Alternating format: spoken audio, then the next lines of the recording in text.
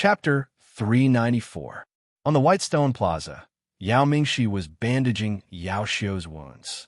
There was an extremely deep sword wound on Yao Xiu's body, and half of her green dress had been stained red. She looked at the man in front of her with a guilty expression. "I'm sorry, big brother. It's all my fault for being so useless and dragging you down. What's the point of saying that? It's all our fault. Senior Tang Shiman is the #1 cultivator in the 4th year, and he's also one of the top few cultivators on the Immortal Rankings board. He'll definitely be able to last until the last day, so it's not a shame that we lost to him," Yao Mingxi said lightly as he bandaged his wounds. Right at this moment, a golden light appeared in the air. Tang Shiman's body landed beside Yao Mingxi. His chest had already been charred black, and he looked extremely pitiful. Yao Mingxi and Yao Xiu looked to their side, and they both faltered. The three of them stared at one another in silence, and the atmosphere was quite peculiar. Puffed. "Ha ha! Big brother, Senior Tang is so pitiful." Yao Xiu laughed hysterically, and she accidentally pulled on her wounds, causing her to grimace in pain. Yao Mingxi couldn't help but laugh as well. "I just said that Senior Tang would be able to last until the end, and now you're here to slap me in the face?" Tang Shiman chuckled. Sometimes fate is fickle. The three of them who were engaged in a gruesome battle all laughed heartily as they reminisced about the past as if they were good friends. Within the forest of 1,000 peaks, Enlin and Lu Qianhuan found the Blackstone Peak and started playing League of Valleys. This was another painful story of being abused, but it was better not to talk about it for now. He could only stall this dangerous enemy for now while he slowly thought about how to help Su Xiaolan. The greatest fear of humans came from the unknown, and Lin didn't know what kind of enemies Su Xiaolan would encounter next, and he didn't know if Su Xiaolan would be able to last until tomorrow. What if his D*CK suddenly disappeared while he was playing League of Valleys? Just as Enlin was in a daze, his swift windsword hero was crushed to death by the great heart meteor summoned by the fox. Crisp cheers erupted once again. The next day, after playing League of Valor for an entire night, the two yawned. Enlin looked at the woman who was bathed in the morning light. Her skin was especially fair and dazzling. He smiled and said, "All right, I fulfilled my promise." Lu Qianhuan nodded. "You're a man of your word. Our revolutionary friendship still exists." Enlin thought about it and asked tentatively, "Then I want to make a deal with you. You help me kill a few people, and I'll play games with you for a day. How about that?" Lu Qianhuan was a little perplexed. "Who can beat you? Why do you need my help?" "I'm just trying to keep a low profile. You know that I don't like to show off," Enlin said seriously. Lu Qianhuan rolled her eyes. "Can you stop spouting nonsense? Speaking of which, what are you trying to do? Why are you acting so mysterious? It can't be that you're using this as an excuse to play with me. In the past, you wouldn't play with me even when I gave you spirit stones." And Lin hesitated for a moment before looking at Lu Qianhuan. He could see the inquiry and anticipation in her purple eyes. "I want Su Xiaolan to become #1 on the Immortal Rankings board, but I can't."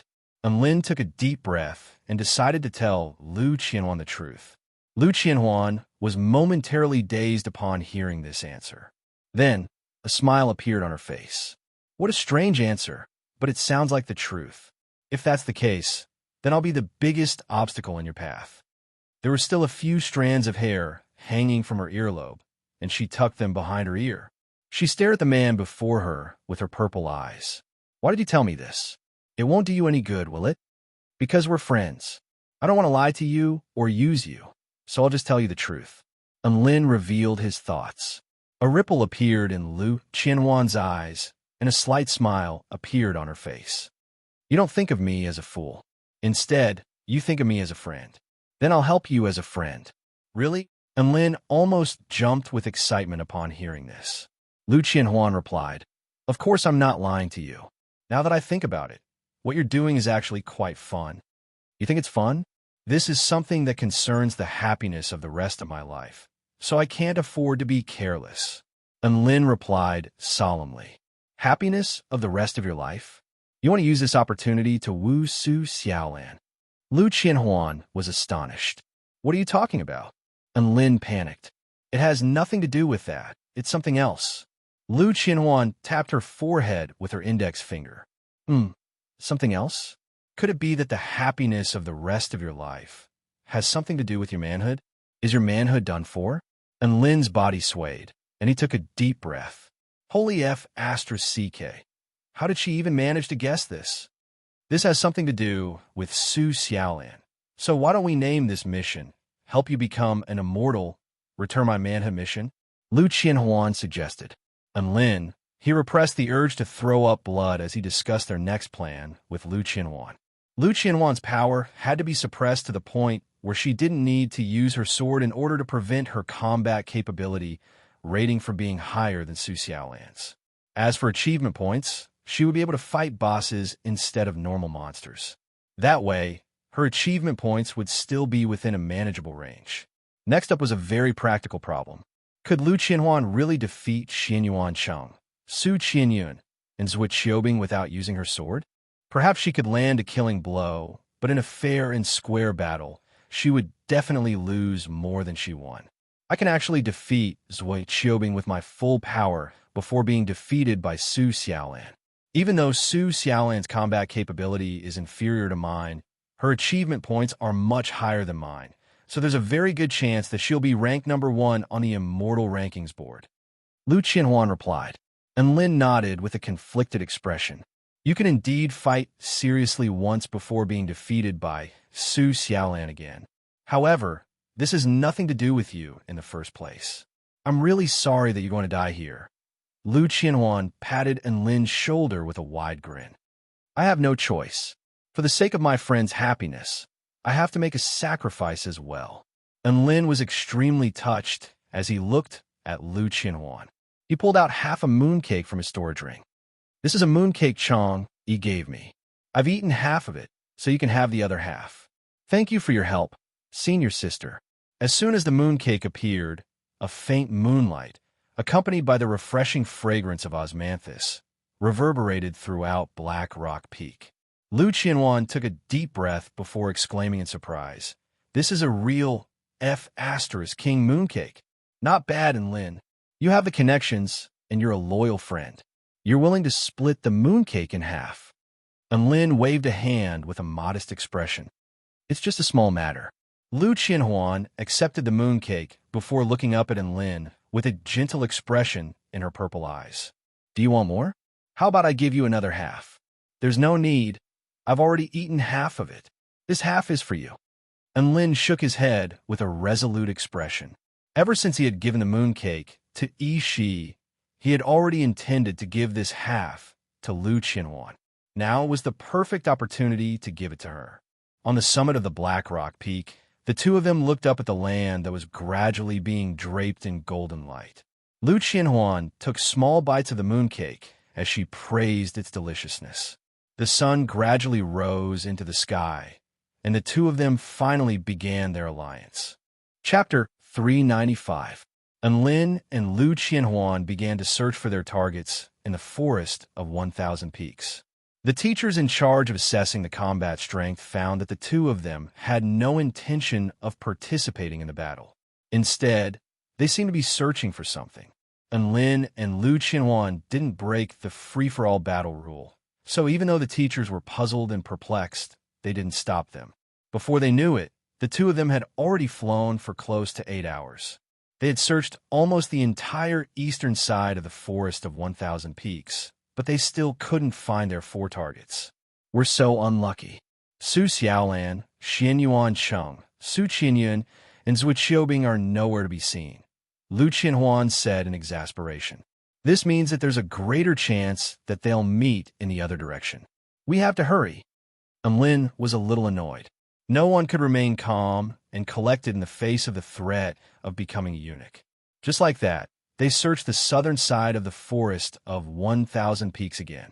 Lin couldn't help but sigh with emotion as he watched Lu Debao exchange blows with a student of the 10th stage Dao body.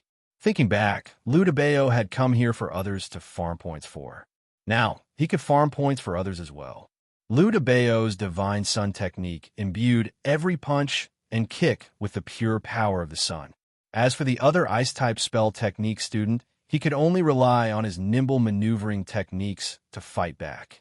In the end, the Ice-type student was still defeated by Liu Debao's iron fists. After watching this battle, Lin continued his search. This time, they arrived at the western side of the Forest of 1,000 Peaks. Night gradually fell. In order to make the most of their time, the two of them swallowed a fasting pill and continued their search without resting. Battles were still ongoing on the ground, and the booming sounds of spell techniques pierced through the silent night from time to time. And Lin suddenly felt a subtle fluctuation of vital energy as he flew east. He immediately turned and flew toward a mountain peak in the distance. That feeling became more and more intense, and there were thunderous sounds that sounded like the roars of ancient beasts. Finally, after advancing for several kilometers, they saw an extremely huge black cyclone appear in the sky. There were faint flashes of lightning, and it contained powerful energy. The two of them landed on the ground and slowly approached the place where the battle was taking place. Boom! Another deafening sound rang out, and the center of the battle suddenly exploded with lightning. The two figures retreated at the same time, and Lin's heart jolted when he saw the figures in battle, and he almost charged out, but Liu Qianhuan held him back with a firm grip. "Calm down," Liu Qianhuan urged solemnly, and Lin's veins bulged as he stared at the figure in battle. The fury in his eyes was not concealed at all. The people who were fighting were Su Xiaolan and Zhuo Qiubing. Su Xiaolan's jade barley ink garment was already stained with blood, and there were ghastly gashes on her abdomen and arms.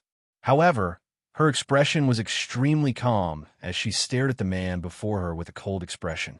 A suit of lightning had appeared over Zhuo Qiubing's body, and he was also a little disheveled, but his injuries were not as severe as Su Xiaolan's. The area within a radius of 50 feet around him had been enshrouded by a blue lightning domain, and there was a massive lightning kirin over 10 meters tall behind him with a frosty light emanating from its eyes. The two of them took a step forward and collided again.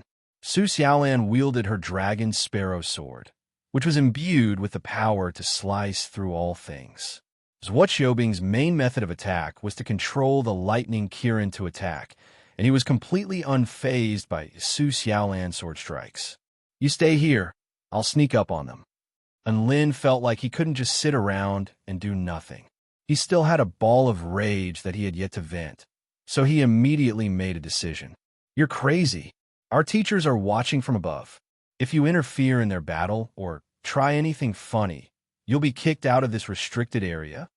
Liu Qianhuan tried to dissuade him. "I have a way," and Lin replied. Immediately afterward, his body slowly faded into the darkness, and even his aura began to disappear. This was the Inmo's inheritance, shadow manifestation, and Lin was only at the soul formation stage, so even his teachers wouldn't be able to detect his presence in this dark environment. Liu Qianhuan's mouth gaped open in shock. She didn't think that Lin would be able to disappear right before her eyes, and she couldn't even detect his aura. Above the enchantment barrier in the sky, Earth Immortal Wutong was watching the battle between Su Xiaolan and Zhuo Qiubing with keen interest, completely oblivious to the changes taking place outside of the battlefield. And Lin slowly approached and arrived behind a boulder within 1,000 feet of them. Flames of rage flared up in his heart at the sight of the injuries on Su Xiaolan's body. Even though he knew that injuries were a very common occurrence in a free-for-all battle, he still couldn't help but be enraged at the sight of Su Xiaolan being beaten to such a sorry state. Boom! Su Xiaolan's lightning fire sword projection sliced the oncoming lightning kirin in half.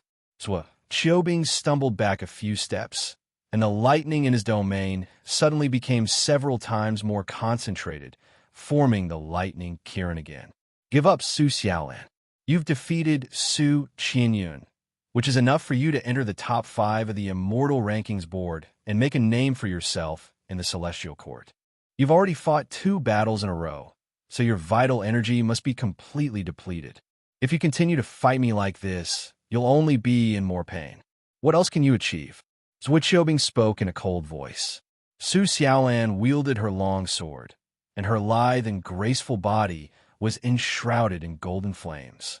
Her aura began to soar explosively, and her eyes turned golden as an intimidating dragon might exuded from her body. You challenged me while I was at my weakest, and now you're telling me to surrender? Do you really think I'm a pushover? I won't back down from this battle. Su Xiaolan's voice was cold, but it was tinged with an indescribable sense of determination. And Lin faltered upon hearing this before becoming even more enraged. So Su Xiaolan had already defeated Su Qianyun, and Zhuo Qiubing was here to F*King land the killing blow on her. Holy F*CK. How could I tolerate this? Zhuo Qiubing was going to F*King land the killing blow on my D*CK. This is how the free-for-all battle is supposed to be. No one cares if you're exhausted or not. Zhuo Qiubing's expression remained unchanged as he made his way towards Su Xiaolan. The lightning Kirin behind him grew more and more fearsome, and its body expanded from over 30 feet to over 50 feet. The lightning power imbued within its body was also several times more powerful than before. And Lin heard these familiar words coming from both Lu Qianhuan and Zhuo Qiubing's mouths. But why did they feel so different to him? Zhuo Qiubing crossed his arms as white lightning burst forth from his eyes. Lightning danced violently within his domain, and the sound of crackling booms could be heard for several kilometers. I attained my domain from observing Lin's tribulation transcendence, and my self-invented Kirin technique was also derived from the enlightenment I attained that day. My spell technique is imbued with the might of heaven and earth, so be careful, Su Xiaolan. Su Xiaolan thought back to Lin's tribulation transcendence, and she raised her head like a proud phoenix with a faint smile. Your Kirin technique isn't all that impressive either. It's far inferior compared to him. And Lin was a little happy to hear Su Xiaolan's words. As expected, it was the most satisfying to hear someone compliment him behind his back. It was so genuine.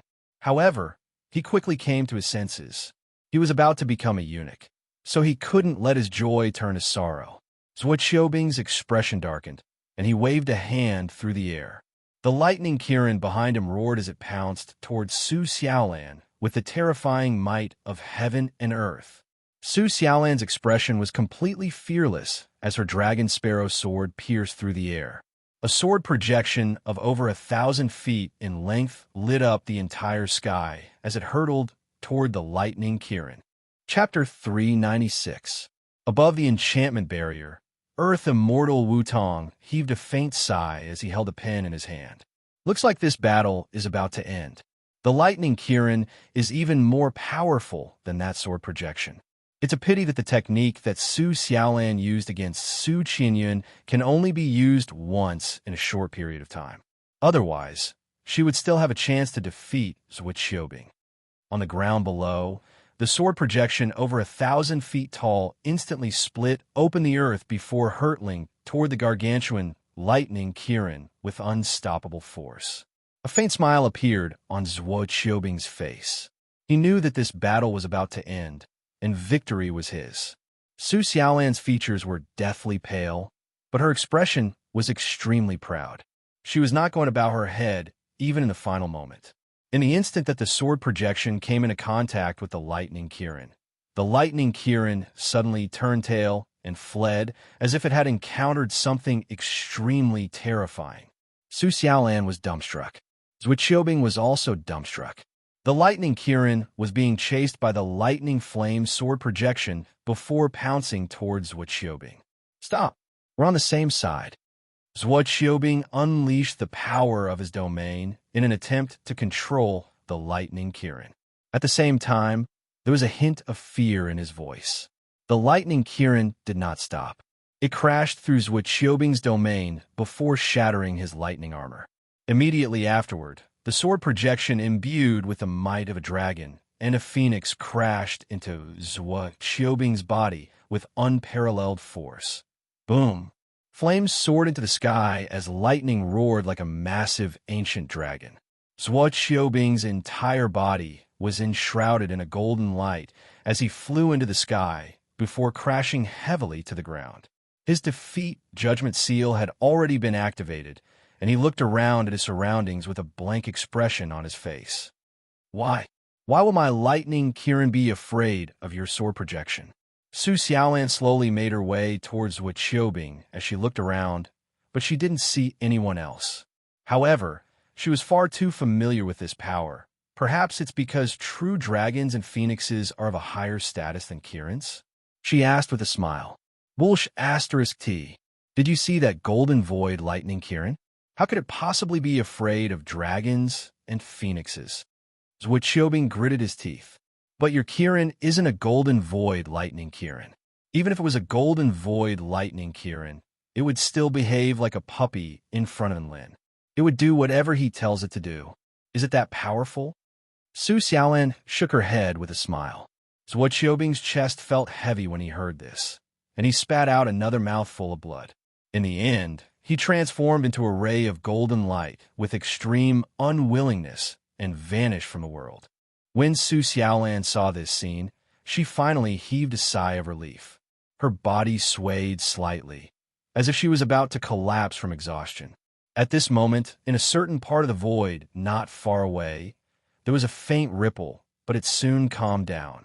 She looked around again to find a sea of stars and a bright moon hanging high in the sky. Under the moonlight, there was no one to be seen. So be it. Perhaps this is heaven's will. Wu Qiubing clearly attained the power of the Kirin because of Lin, but he used that power against his good friend. He deserves to suffer a spell technique backlash. Su Xiaolan shook her head with a smile before sitting down to meditate and recover from her injuries. Lin nodded with elation. Using lightning to bully Su Xiaolan? Wasn't that courting death? His lightning manipulation technique could even control the golden void lightning Kirin. So how could he not control that little Kirin of yours? Just as Lin was thinking this, Earth Immortal Wu Tong was staring at Su Xiaolan with a dumbstruck expression. What was going on? Did he miss something? Earth Immortal Wu Tong carefully recalled the scenes of that battle, but he still couldn't understand why the lightning Kirin had suddenly turned tail and fled. Could it really have been scared away by Su Xiaolan's domineering aura? He suddenly remembered that stormy day, where there was a fierce man who caused an even more bizarre scene than this. Could it be classmate Lin?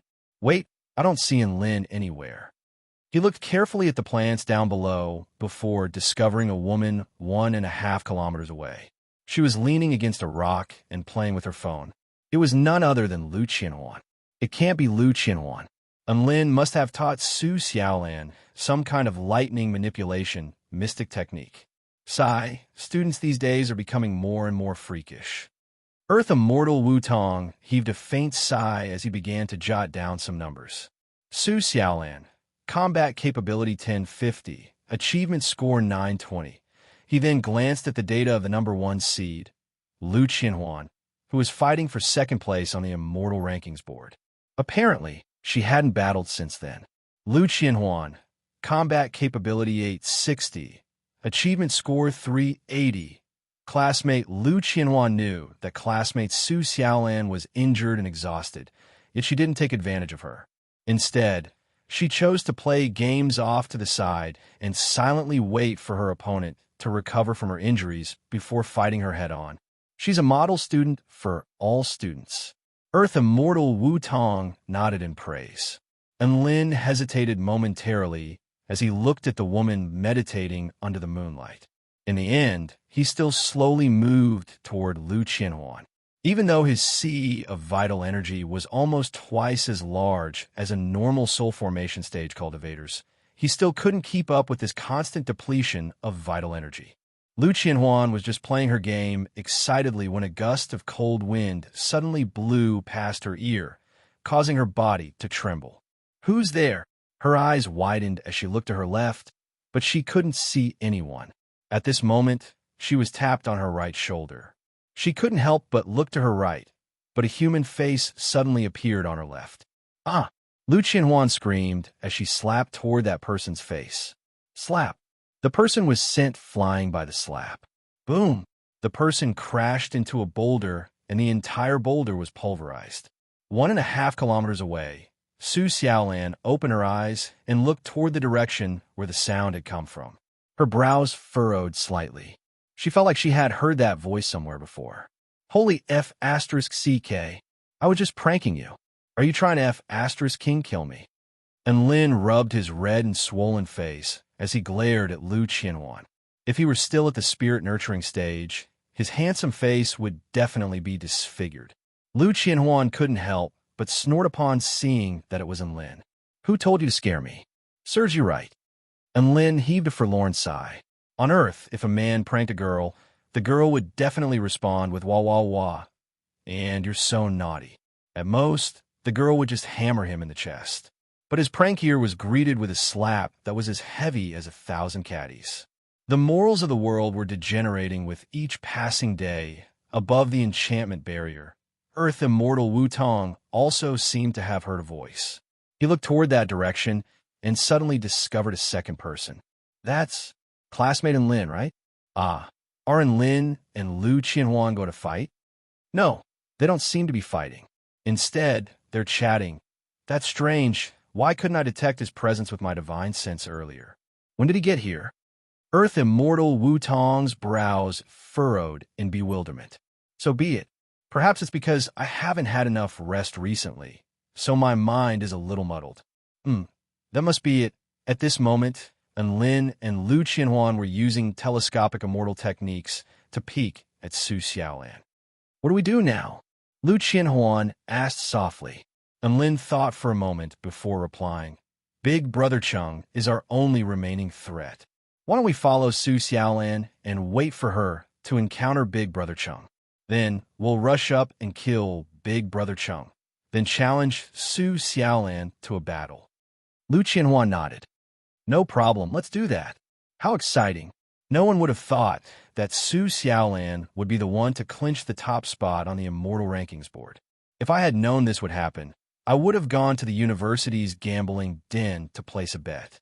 There was a hint of disappointment on her face, but she quickly returned to her work and continued to secretly observe Su Xiaolan with Lin. Chapter 397. The third day of the free-for-all battle was also the last day. The enchantment barrier around the forest of 1,000 peaks began to shrink. In the end, it would shrink to a size of a few kilometers in radius. Over 99% of the students had already been eliminated. They all sat on the white jade plaza, treating their injuries as they silently stared at the inky black crystal screen. When there are only 200 students left, the crystal screen will be broadcasting the battle in real time. I'm really looking forward to seeing senior student and Lin's heroic performance. This year's free-for-all battle has been particularly intense. Over half of the top powerful beings on the Immortal Rankings board have been eliminated in the past 2 days. Normally, people of their caliber would only start fighting on the last day. Who would have thought that they would be eliminated so soon? I know, right? It's no surprise that Yao Mingxi, Yao Xiao, and Luo Zipping have met with mishaps. However, Su Qianyun, Tang Shimin, and Zhuo Qiubing are all top 10 powerful beings on the Immortal Rankings board. It's incredible that they've been eliminated so early. It's most likely senior student and Lin's doing. It's very likely that student and Lin's doing, just as all the students were discussing spiritedly among themselves. The crystal screen suddenly lit up. The cheers of the students instantly spread throughout the entire plaza. After waiting for so long, they finally had a chance to watch their idols battle. Over half of the students were searching for a certain figure among the hundreds of different screens. Look, senior student Lin is over there. Wow, how did he hook up with Lu Qianhuan? My heart hurts so much. Me too. Why didn't senior student and Lin summon me? What are they doing? It feels like they're being a little sneaky. They seem to be following someone, but I can't see them clearly. Look, Prince Charming Xianyuan Cheng has also begun his battle. I think he's fighting Huguan. There's no suspense. A female student immediately retorted with displeasure upon hearing this. What do you know? We're not looking to see how intense his battle is. We're looking at his face. Xianyuan Cheng was probably the only person in the entire school who could make a student say such words openly and without any psychological burden. Huguan's punches were incomparably ferocious, and every punch had the power to collapse mountains and split the earth. However, Xian Yuan Cheng's sword was like flowing water, graceful and agile to the extreme. Every time, he would always be able to easily dispel Hu Guan's attack, and then conveniently leave a bloody mark on his arm. Xian Yuan Cheng usually wouldn't be too heavy-handed towards his students. Many of the students who lost to him were defeated due to the exhaustion of their vitality. When they fell to the ground, Xian Yuan Cheng only needed to push the blade of his sword towards them, and the defeat judgment seal would naturally be activated. Many students watching the crystal screen couldn't help but sigh. Xian Yuan Cheng's battle was really pleasing to the eye. Even though Hu Guan was the strongest among the first-year students, he was still worn down by Xian Yuan Cheng and collapsed to the ground. Student Hu Guan, your performance is not bad. You're the first person to force me into this state. Xian Yuan Cheng smiled warmly and stabbed his sword towards Hu Guan's heart. Hu Guan grimaced as he cursed in his heart. Xian Yuan Cheng seemed to have said the same line when he fought against the last student who lost to him. Would it kill him to change his line? Can't you be more sincere? Kacha! A crisp sound rang out, and Hu Guan's defeat judgment seal appeared.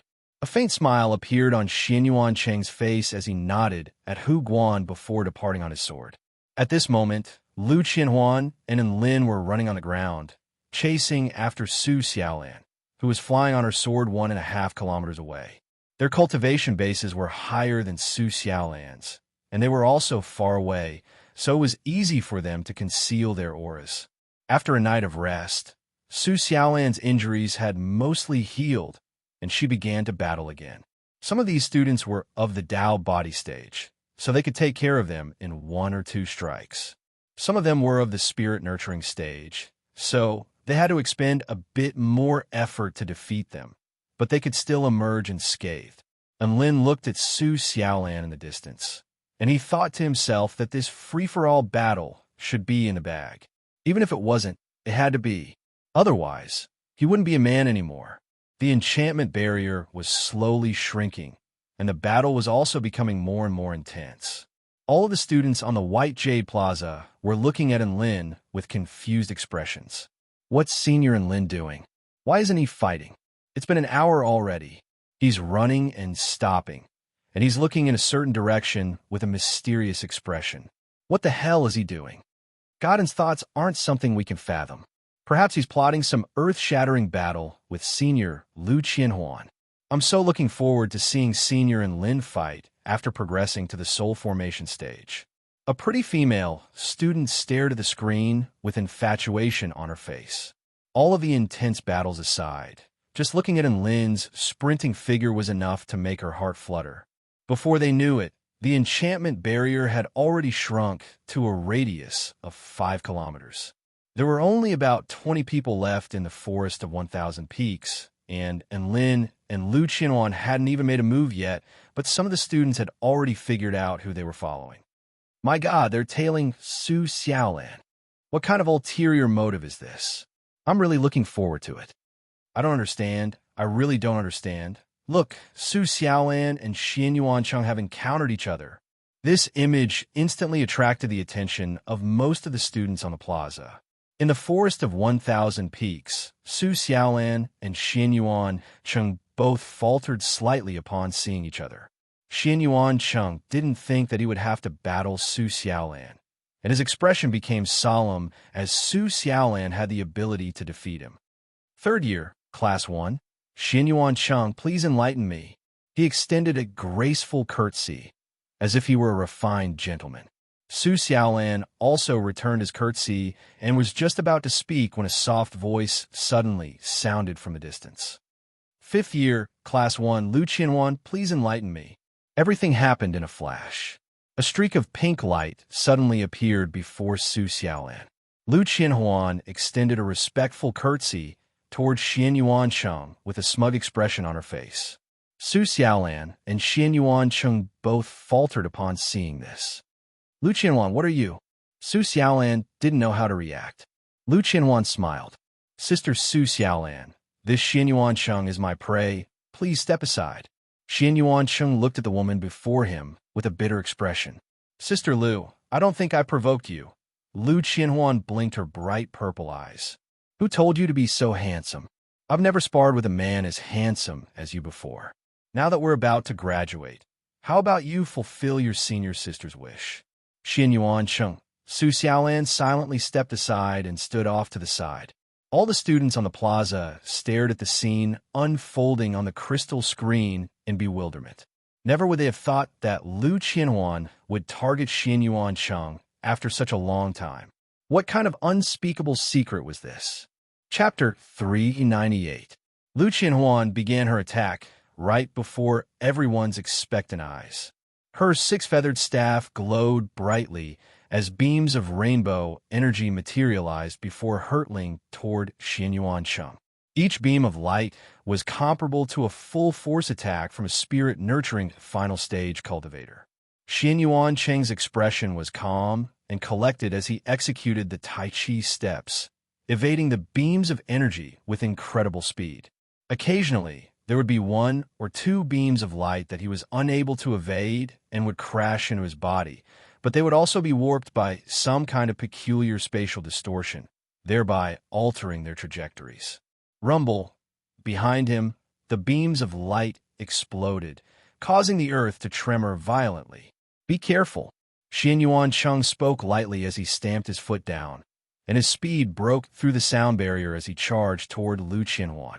Lu Qianhuan was in her young sorceress form, so she naturally couldn't allow Xin Yuan Cheng to get close to her, so she immediately retreated. Immortal Sealing Technique. Xin Yuan Cheng gripped the air toward the retreating Lu Qianhuan with his white-gloved left hand. All of a sudden, several semi-transparent golden chains appeared in the air before flying toward Lu Qianhuan like flying snakes. This was the immortal tool that Xin Yuan Cheng had purchased at the Shouyang tomb, the Immortal Sealing Glove. Aya, you're so young, yet you're trying to use the binding play on me. Lu Qianhuan twisted her slender waist, and her six-feathered staff swept through the air to create a pink barrier of light that repelled the golden chains. However, in the split second that she had been delayed, Xin Yuan Cheng had already appeared before Lu Qianhuan with his ancient sword in hand. He unleashed his myriad spirit Tai Chi sword technique to its fullest extent and dragged Lu Qianhuan into a quagmire. He used the power of his myriad spirit fusion technique to completely suppress her and prevent her from being able to open up a distance. Enlin's palms were drenched in sweat as he observed from a rock in the distance.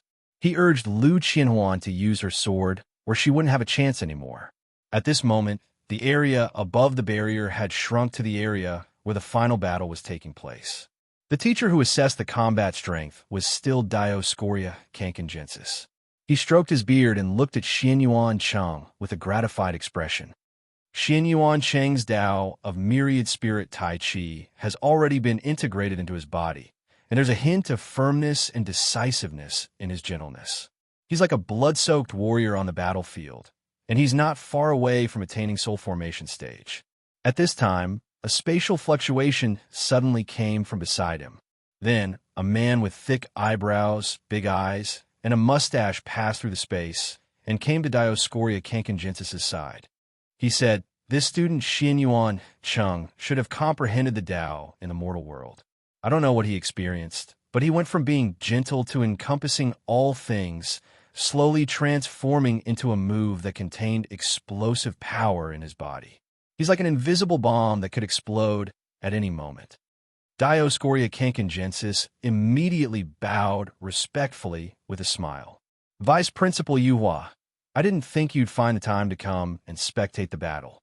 How rare." Vice Principal Yuhua smiled. "I'm here mainly to see the performance of our school's soul formation stage prodigy. I hope he won't disappoint me." He turned his gaze toward Dioscoria Kankengensis' scoreboard as he spoke, searching for a certain name. His face convulsed slightly when he saw the name, Enlin. Enlin, combat strength? Achievement points? What's going on? Vice Principal Yuhua was astonished. Student Enlin hasn't even fought a single battle.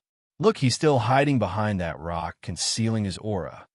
Dioscoria Kankengensis pointed to a rock not far away. Vice Principal Yuhua was even more perplexed upon seeing the man observing from the shadows. "What's he doing?" Does he need to wait for an opportunity to strike with his level of power? Doesn't he like to flex? Why isn't he fighting? A powerful being of the soul formation stage was already predicted to rank number 1 on the immortal rankings board. Who would have thought that he hadn't even fought a single battle up until now? This was simply incomprehensible. Dioscoria Kinkingensis also heaved a long sigh. Perhaps Student and Lin encountered some problems after transcending the tribulation. You and I both know that the tribulation lightning was extremely strange. Perhaps he encountered some additional obstacles during that tribulation? Is that why he can't fight? Celestial Immortal Yuhua considered this possibility. In any case, everything related to Enlin couldn't be judged by common sense. This made him even more eager to see what would happen next. Meanwhile, the battle between Xianyuan Cheng and Lu Qianhuan had reached its climax. Under Xianyuan Cheng's relentless attacks, Lu Qianhuan had sustained many injuries and expended a lot of vital energy. Xianyuan Cheng's white sword projection became more and more dazzling, forming a boundless trapping formation that she was unable to escape from. On the White Jade Plaza, most of the students had their attention focused on the battle between Lu Qianhuan and Xianyuan Cheng. Who would have thought that Lu Qianhuan would be suppressed by Xianyuan Cheng? Xianyuan Cheng's swordsmanship is becoming more and more terrifying. I was hoping that student Lu Qianhuan would be able to bring glory to our 5th-year seniors. But in the end, she's still going to lose to a 3rd-year prodigy. Xianyuan Cheng is only spirit-nurturing final stage, but Lu Qianhuan is a half-step soul formation stage cultivator. I can't believe that she would be defeated by someone of a higher rank than her. I can't accept this. What's so unacceptable about this?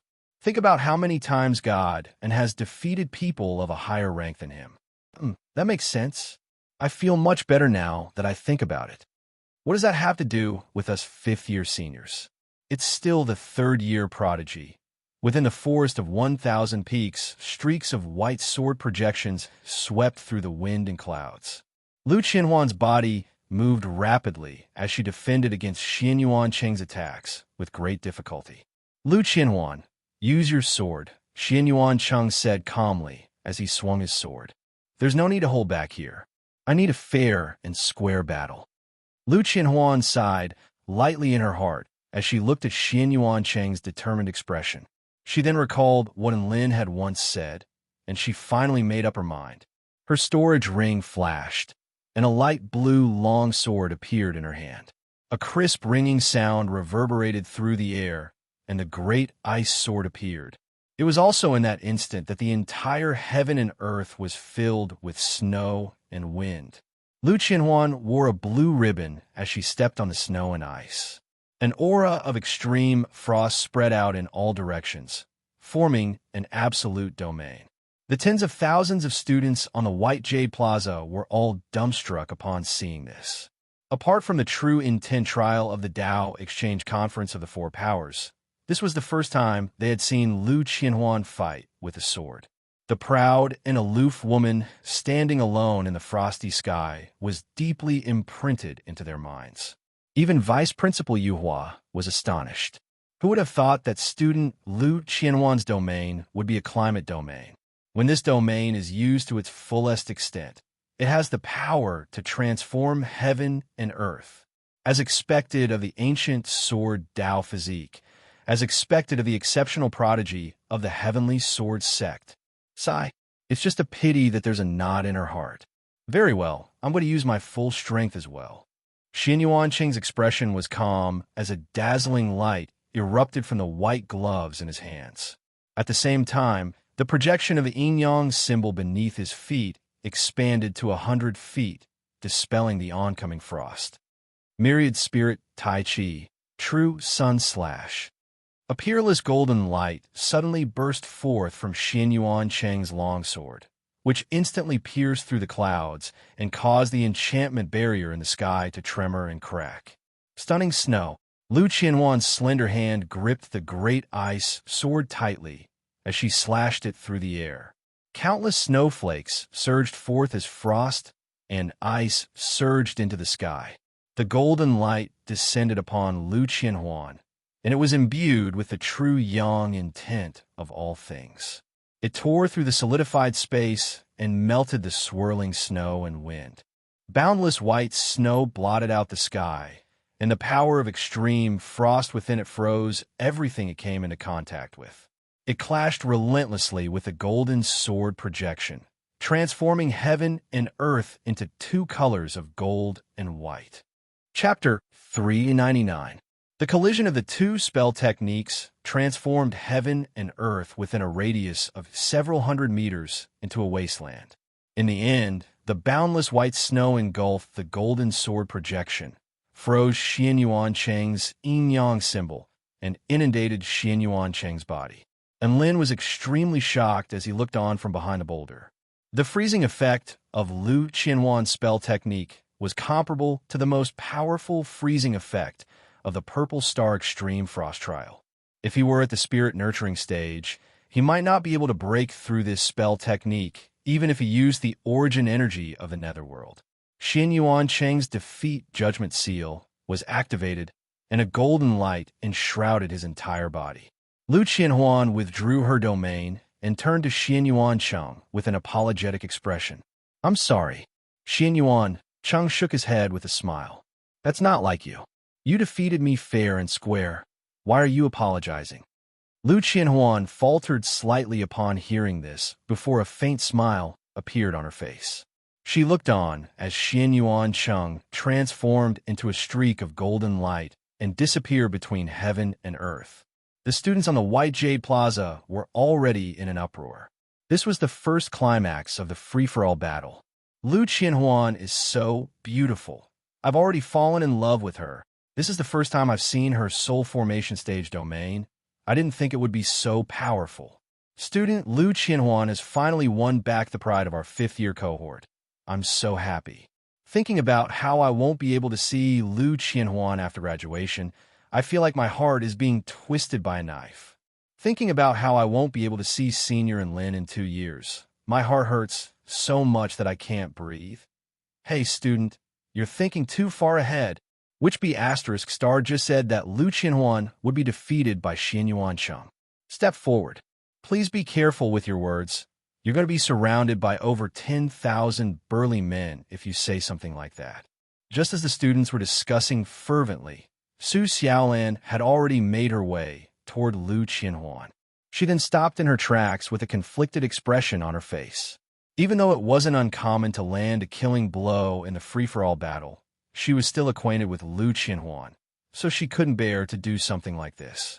Lu Qianhuan had just endured a fierce battle, and her body was riddled with many wounds. The vital energy within her sea of vital energy had also been severely depleted, and her complexion was also a little pale. She looked at Su Xiaolan and raised her sword. "Student Su Xiaolan, it's your turn now. Please enlighten me." Su Xiaolan hesitated for a moment before she shook her head and said with a firm expression, "Lu Qianhuan, I don't want to take advantage of you. Take a rest first and recover from your injuries. After that, we'll have a proper battle." "Lu Qianhuan, what's with this stubborn personality? You didn't take advantage of this sister's poor state to deal the finishing blow, and you want me to slowly recover my HP?" She looked at the determined expression on Su Xiaolan's face and could not help but feel a headache coming on. What was going on? She had already displayed her true strength in front of everyone. If she were to recover and go easy on Lu Qianhuan, everyone would be able to tell. If that happened, Su Xiaolan would definitely feel that she was being looked down upon and humiliated. Then, she would strongly urge Lu Qianhuan to fight seriously. That would be troublesome. However, if she didn't go easy on Lu Qianhuan, there was no guarantee that Su Xiaolan would be able to defeat her. At this moment, a figure suddenly leaped into the air near Lu Qianhuan. Lin's body suddenly appeared in the air, and his aura was as boundless as the sea, giving off a feeling of invincibility. Tens of thousands of students on the White Jade Plaza saw Lin move, and they all stared at the screen in excitement. Some of them even screamed uncontrollably. A boundless golden light burst forth from Lin's right hand, and his left hand drew upon the lightning of heaven and earth. "I'm the only one in this world. I'm going to destroy the heavens and earth. Following his loud roar, the lightning fused into the projection of his golden fist. Darkness of origin realm, fusion, lightning amplification technique. The golden fist was imbued with the boundless power of the earth, and the black lightning was imbued with the terrifying power of annihilation. After the two of them combined, the space around them instantly began to tremor. A terrifying power radiated outward, and Lu Qianhuan and Su Xiaolan were both struck by a sense of asphyxiation. And Lin's eyes lit up, and he had already stowed his heavenly ice holy robe into his storage ring. He had abandoned all other defensive measures for this moment. He glanced at Lu Qianhuan before viciously smashing his right fist into the ground. Nuclear lightning fist. The golden fist crashed into the ground, and black lightning blossomed like a lotus flower, causing the golden fist to contract before exploding. Boom! An explosion erupted between heaven and earth as boundless light, heat, and lightning engulfed and annihilated all things.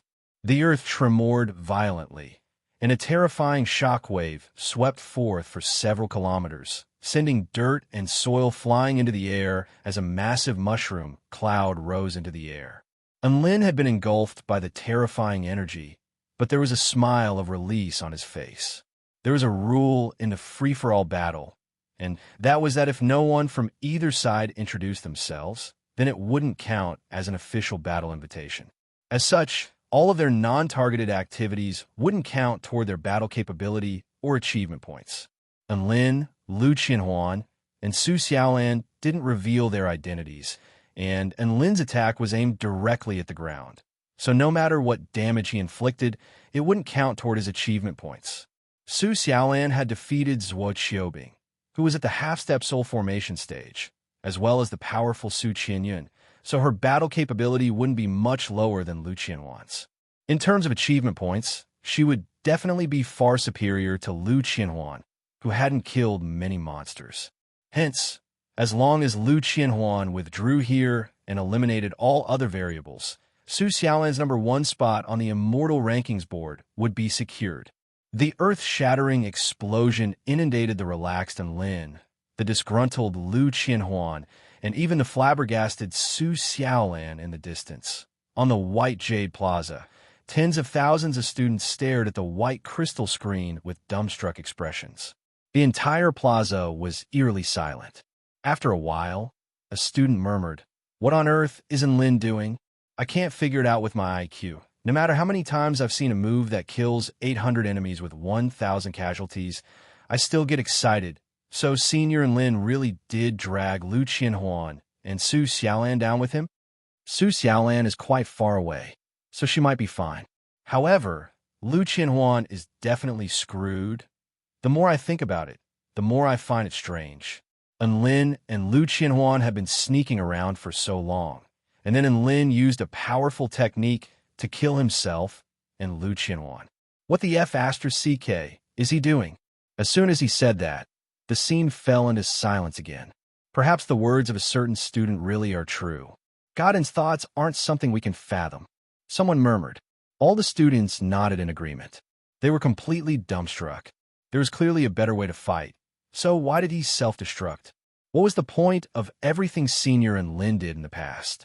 This was like a suspense drama of the year. Above the enchantment barrier, Vice Principal Yuhua and Dioscoria Kankanjensis looked at each other before turning their eyes toward the location of the explosion. The energy from the explosion dissipated, and Lu Qianhuan's defeat judgment seal had already been activated. And Lin opened his eyes, and his entire body was in excruciating pain. He saw a space filled with smoke and dust and the cracked and sunken ground. However, he didn't see the golden protective barrier around him. The purple star flame, great holy flame, setting moon flame, and heavenly void flame had enveloped his entire body. Lin. So this meant that the 4 divine fires were protecting their master, allowing him to escape this calamity and not trigger the defeat judgment seal. Chapter 400. Su Xiaolan opened her eyes with great difficulty, and a dazed expression appeared on her delicate features as she stared at the crumbling earth and the vast expanse of dust and debris before her. What was Lin doing? She was extremely perplexed. Su Xiaolan gritted her teeth as she stood up. Her body swayed slightly, and she threw up another mouthful of blood. Because of the sudden explosion, her body had already suffered quite a bit of damage, but she still firmly walked towards the center of the explosion step by step. Finally, she saw Lin, whose clothes were in tatters and his body was charred black. Lin's injuries were much more severe than hers. If it weren't for the fact that he possessed a soul formation stage body, his defeat judgment seal would have been activated a long time ago. Lin, are you alright? Su Xiaolan was about to ask Lin why he was doing this, but for some reason, her question became one of concern and concern. Lin shook his head with a smile as he used his evil-slaying sword to support his body. He turned toward the woman in a plain Taoist robe who was slowly walking toward him. The two of them were already less than 100 meters apart. Lin gritted his teeth as he pointed his sword at Su Xiaolan. His voice was clear, but it was filled with determination. Third year, Class 1, Lin, please enlighten me. Su Xiaolan's footsteps faltered as she stared at Lin with incredulity. She bit down on her lower lip and raised her chin with a hint of arrogance. I won't fight you. Lin's expression faltered slightly before he replied. When two people meet in a free-for-all battle, as long as one of the students introduces themselves, they can force the other party to fight. But I can also choose to run away. With your current condition, do you think you can catch up to me? Su Xiaolan asked with a serious expression. Lin, I'll catch up to you. No matter where you run to, I'll catch up to you. Lin looked at Su Xiaolan and spoke slowly, as if he was saying something that couldn't be denied. Su Xiaolan's heart trembled. These were clearly very strange words, but she couldn't move away from this place. Why are you doing this? Su Xiaolan asked. Defeat me. I can't defeat anyone in my current condition. Losing to you is the best choice for me. Lin walked towards Su Xiaolan as he spoke. Su Xiaolan looked at Lin's determined footsteps, and she couldn't help but recall the battle from that day. That battle yesterday, it was me. Lin didn't wait for Su Xiaolan to finish before nodding and admitting. Su Xiaolan's eyelashes fluttered, and she closed her eyes slightly. She took a deep breath and said, Then you should defeat me. I'm willing to lose to you. Lin smiled. Didn't I say it before? I only bully others, not you. Su Xiaolan stood rooted to the spot as the conversation in the cafeteria slowly surfaced in her mind. I'm not like you. You're already number one, so please go easy on me, Earth Immortal Lin. No problem, no problem. I only bully others, not you. That day, she smiled sweetly and only cared about teasing Lin. Lin also replied with a nonchalant expression. Even though Lin had said something that made her a little happy, she had thought that it was just a casual remark. Never would she have thought that Lin would make such a promise. Su Xiaolan felt a lump in her throat as she stared at Lin with reddened eyes. Lightning and flames flashed past the dragon sparrow's sword as it faced Lin, who was walking toward her. Lin began to run faster and faster, and his evil-slaying sword transformed into a black shadow. Third year, Class 1, Lin, please enlighten me. Third year, Class 1, Su Xiaolan, please enlighten me.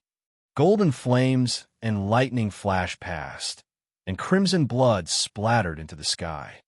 Thank you, Lin said softly as he pressed a hand over the bloody wound on his arm. His defeat judgment seal had already been activated, and a golden protective barrier enshrouded his entire body.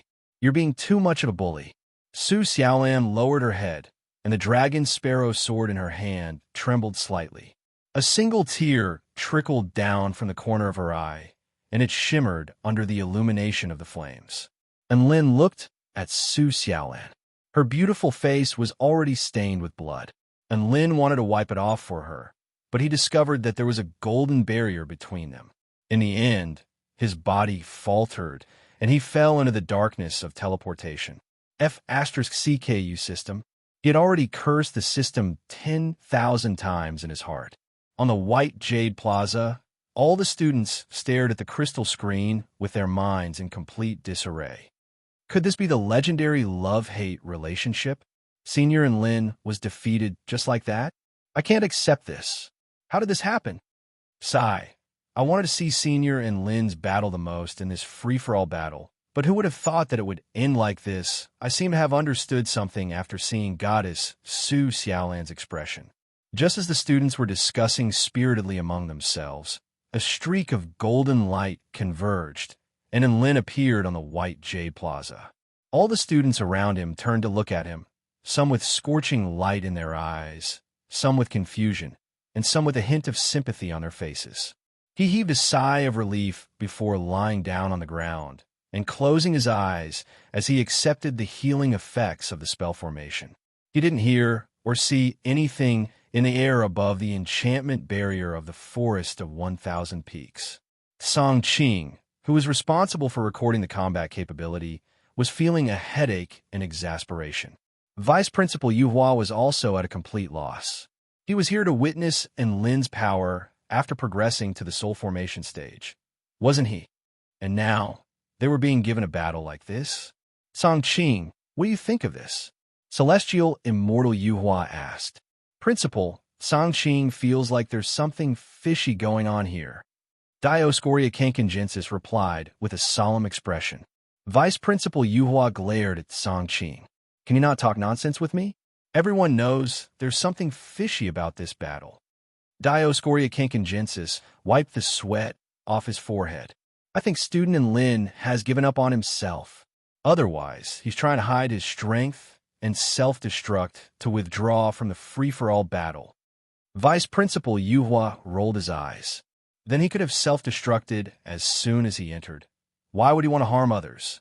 Dioscoria Kankanjensis naturally knew what Vice Principal Yu Hua was referring to. Could it be that he did this for Su Xiaolan? He asked with an uncertain expression. It's not just in Lin. Perhaps even Lu Qianwan did this for Su Xiaolan. Sigh. I really don't understand the thoughts of these young people. Vice Principal Yu Hua sighed with a weary expression. Dioscoria Kankanjensis looked at the newly updated names on the scoreboard.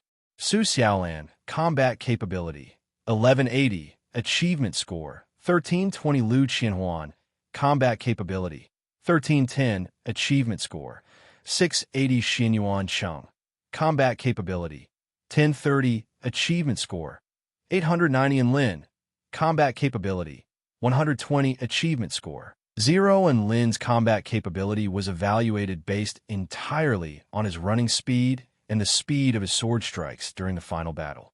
Fortunately, Dioscoria Kankanjensis had sharp eyes. Otherwise, he wouldn't have been able to see through Lin's combat capability. And Lin probably won't be able to make it onto the Immortal Rankings board. Should I help him increase his combat capability so that he can at least make it into the top 100? Otherwise, I'm afraid he'll suffer a severe setback if he falls too far behind. Dioscoria Kankanjensis murmured to himself. Vice Principal Yu Hua glared at him. As a teacher, you can't mix in your personal feelings, understand? Dioscoria Kankanjensis sighed. I know. I'm just feeling sorry for Student Lin. Chapter 4:01. The battle in the Forest of 1,000 Peaks came to an end. Su Xiaolan rested for a while before starting her battle again. Without the top few opponents on the Immortal Rankings board, there were no more students who could stop her. Finally, she became the last person to remain in the Forest of 1,000 Peaks amidst a flurry of cheers. The free-for-all battle came to an end. Su Xiaolan took first place on the Immortal Rankings board, Lu Qianhuan second, Xinyuan Cheng third, Zhuo Qiubing fourth, and Su Qinyan fifth. Tang Shimin was eliminated too quickly and only managed to take 7th place. As for 6th place, it was taken by his classmate Duan Lang. All the students suddenly discovered that the third-year students from Class 1 had already occupied half of the top spots on the Immortal Rankings board. And this was even after Student Lin had pulled off a huge upset and failed to make it into the top 100 of the Immortal Rankings board. Setting aside the top 3, there were also Lu Zhan, Miao Tian, Zhong Yongyan, Sun Shengyan, Luo Ziping, Tang Man, and Sikong Shu. They were all third-year students of Class 1 of the Spirit Nurturing stage, and they had also performed well in the free-for-all battle. The students then counted the top 100 on the Immortal Rankings board and discovered that there were over 30 third-year students. The implications behind this number were simply too terrifying. We've been outshone by our juniors. Wah! We've been cultivating for 2 more years than them. They're not giving us a F***king chance. A 5th-year female student complained with an aggrieved expression. Why are the third-year students so strong? Are we really studying the same set of textbooks? A 4th-year student was perplexed. Do you guys think it's because of the end-of-year test against the ant tribe that they've changed a lot? A student speculated. That makes sense. The battle that time was particularly tragic, and many people died. Countless students and teachers were injured. Experiencing the trials of life and death often makes one's heart more resolute and allows one to grow faster. Some students immediately chimed in upon hearing this. Godin's halo is also protecting them. That must be one of the reasons. This junior brother's words do make some sense. The free-for-all battle drew to a close amidst the discussions of the students. However, Lin's battle was not over yet. After he opened his eyes, he discovered that a large group of people were looking at him with unfriendly gazes. Immediately, his body trembled and his heart sank. Lu Qianhuan, Xianyuan Cheng, Su Qianyun, Su Xiaolan, and Tang Shimin all wore mysterious expressions on their faces. Tang Shimin chuckled. What an earth-shattering scheme. Even I've been sucked into it. And Lin blinked before glaring at Lu Qianhuan. He almost yelled the word traitor out loud. Lu Qianhuan stuck out her tongue cheekily with a mischievous expression on her face. Who told you to blast me with your nuclear fist? You didn't tell me you were going to do that. You really scare me to death. After that, Tang Shimin came to complain to me, so I didn't want to take the blame for you anymore. Don't blame me for being a heartless person. I'm only an accomplice, not the main culprit. Also, I'm not done with you blowing me up with a nuclear bomb. She glared viciously at Lin as she spoke. Lin's mouth gaped open. He didn't think that Lu Qianhuan would make a false accusation at a time like this. He turned his pleading gaze toward Xianyuan Cheng. Xianyuan Cheng heaved a forlorn sigh. Lin, if you want Su Xiaolan to become number 1 on the Immortal Rankings board, you can talk to us and find a better method. I don't approve of using the same method. Also, I'm sure that Su Xiaolan won't be happy if she becomes number 1 on the Immortal Rankings board through this method.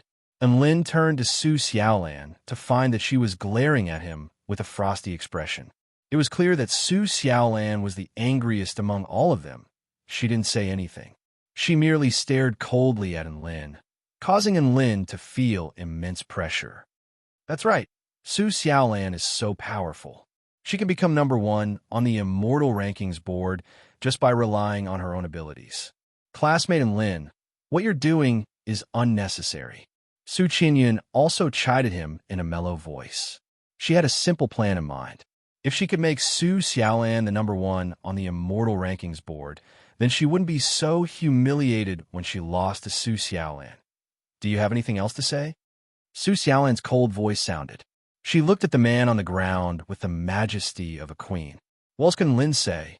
He couldn't betray that shameless system, so he could only offer a sincere apology. Lu Qianhuan, I'll play games with you for 2 days, he offered with a serious expression. All right, no problem. We'll forget about this. Excitement flashed through her purple eyes. She was clearly very satisfied with this apology. Su Qianyun, I, Sword Immortal Lin, will personally train you in the way of the sword for 2 days. And Lin continued. Classmate Lin, you didn't do anything wrong to me. However, it's a rare opportunity to train me in the way of the sword, so I'll accept. Su Qianyun was ecstatic upon hearing this, and a blush appeared on her face. And Lin was very satisfied. Su Xian's slip of paper had finally come in handy. Su Xiaolan's expression turned even colder, and Lin turned toward Tang Shimin. Senior student Tang, I'll give you 50,000 spirit stones. Tang Shimin's chest constricted. Classmate Lin, are you trying to get rid of a beggar? Am I such a shallow person? 100,000 spirit stones. And Lin replied with a serious expression. That's more like it. A wide smile appeared on Tang Shimin's face, and Lin everyone, and Lin then turned his gaze towards Xianyuan Cheng. Looking at this handsome, rich, and flawless man who didn't lack anything, he couldn't help but feel a headache coming on. Big brother Cheng, we're such close friends, Xianyuan Cheng smiled warmly. There's no need for apologies. Seeing as you've admitted your mistakes, I'll naturally choose to forgive you. And Lin was extremely touched, and tears welled up in his eyes. He didn't know what to say as he looked at this man who had forgiven and forgiven him. See, was true love. This is true love. And Lin finally turned his gaze towards Su Xiaolan, and he swallowed nervously. Even though he had successfully helped Su Xiaolan clinch the #1 spot on the Immortal Rankings board, he knew that Su Xiaolan was the angriest among all of them. There was no need to ask why. Just the fact that he had made Su Xiaolan cry in the Forest of 1,000 Peaks was enough to prove everything. He had never encountered a situation like this before, and he thought about it for a moment before pulling out the last mooncake from his storage ring. The fragrance of osmanthus wafted through the air as soon as the mooncake appeared. Xiaolan, I was wrong. Please forgive me. This is the last mooncake from Chang'e. This mooncake represents my heart. Please accept it. He handed the mooncake to Su Xiaolan as he spoke. Tang Shimin's eyes widened in astonishment. Su Qianyun cocked her head to the side with a calm expression. She was very curious about what was so special about this mooncake. Xianyuan Cheng also smiled and didn't say anything, as if he were enjoying a good show. As for Lu Qianhuan, she felt like her heart had shattered into pieces. She recalled how Lin had told her that there was only one mooncake, and that they could split it in half. She wanted nothing more than to pounce on Lin and bite him to death. Chapter 402. Lin passed the mooncake to Su Xiaolan in an extremely sincere manner, and his sincerity was practically written all over his face. Su Xiaolan's expression softened slightly, but she still gently pushed the mooncake away. You've already given me a mooncake once, so I don't want it anymore. I still have something to do, so I'll be taking my leave now. You guys chat. Su Xiaolan turned to leave as she spoke. Lin held the mooncake in his hand, and his heart felt empty as a sense of grievance welled up in his heart. Tang Shimin swallowed involuntarily as he looked at the mooncake in Lin's hand. If he had known this would happen, he would have refused Lin's Spirit Stone apology. Perhaps he would have been able to get a mooncake from Chang'e. Lin's interest was completely drained, and he bade farewell to his friends before flying back to his residence on his brick. In the air, he looked at the system that he hated so much that he gritted his teeth. He saw that the column for special missions had already displayed a notification that the mission had been completed. Congratulations, host, for completing the mission. Keep a low profile. I'll help you become an immortal. You now have one chance at the lottery. You have the following rewards: Frowny Face Spirit Tool, 50. Immortal Tool, 10. Unique Weapon, 1. Divine Tool, 3. And Lin finally stopped cursing in his heart as he looked at the system description. There were 100 magic tools from the lottery last time, but there were only 3 divine tools now. This meant that the quality of the items from the lottery most likely had something to do with his cultivation base. Now that he was at the soul formation stage, magic tools had also been removed from his system. Furthermore, the number of these items was fixed as the system only had 2 unique weapons in the past. Ever since he obtained the black brick, the number of unique weapons had been reduced to 1. But that didn't matter. He had no interest in unique weapons anyway. His focus had always been on the divine tools. And Lin's eyes burned with a scorching light. He had heard that divine tools were all legendary weapons that had the ability to pierce through heaven and earth. Who would have thought that the system would give him a chance to obtain such a weapon? He swallowed and began to select the items in his mind. At this moment, the system also began to emit a dazzling light. Dingling, congratulations, you've won the grand prize. And Lin's body trembled upon hearing this, and his breathing accelerated to the point where he was about to suffocate. I won a big prize. Do you hear me? I've hit the jackpot. This is definitely a godly weapon. I am invincible, ha ha ha. He looked at the system, only to see golden words appearing in the system. Congratulations. You have obtained a special weapon, Chaotic Frying Pan. This wok is suitable for baking, roasting, steaming, roasting, and stir-frying. It has the effect of enhancing the taste. There is no oil smoke, and it does not stick to the wok. It is the best wok in the world. The workmanship of this pot was exquisite. It had a perfect circular outline, and it had the most comfortable color. It was pleasing to the eye and made people happy. It was the most exquisite pot in the world. Mwah! A pitch-black frying pan with a shiny golden exterior appeared in Lin's hand. The feel of the handle was very good, and its appearance was indeed pleasing to the eye. It was very good-looking, far better than the black brick, and Lin's entire body trembled, and a mouthful of blood welled up in his chest. Specially made weapon? And you're telling me this wok is a weapon? Weapons were used in battle. How the F***ck was this wok supposed to be used in battle?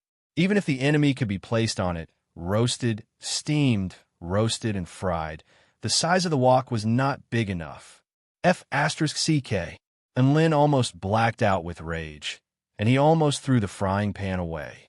This system was definitely doing this on purpose. Unscrupulous system. Give me back my immortal tool. Give me back my divine tool. And Lin angrily returned to his room.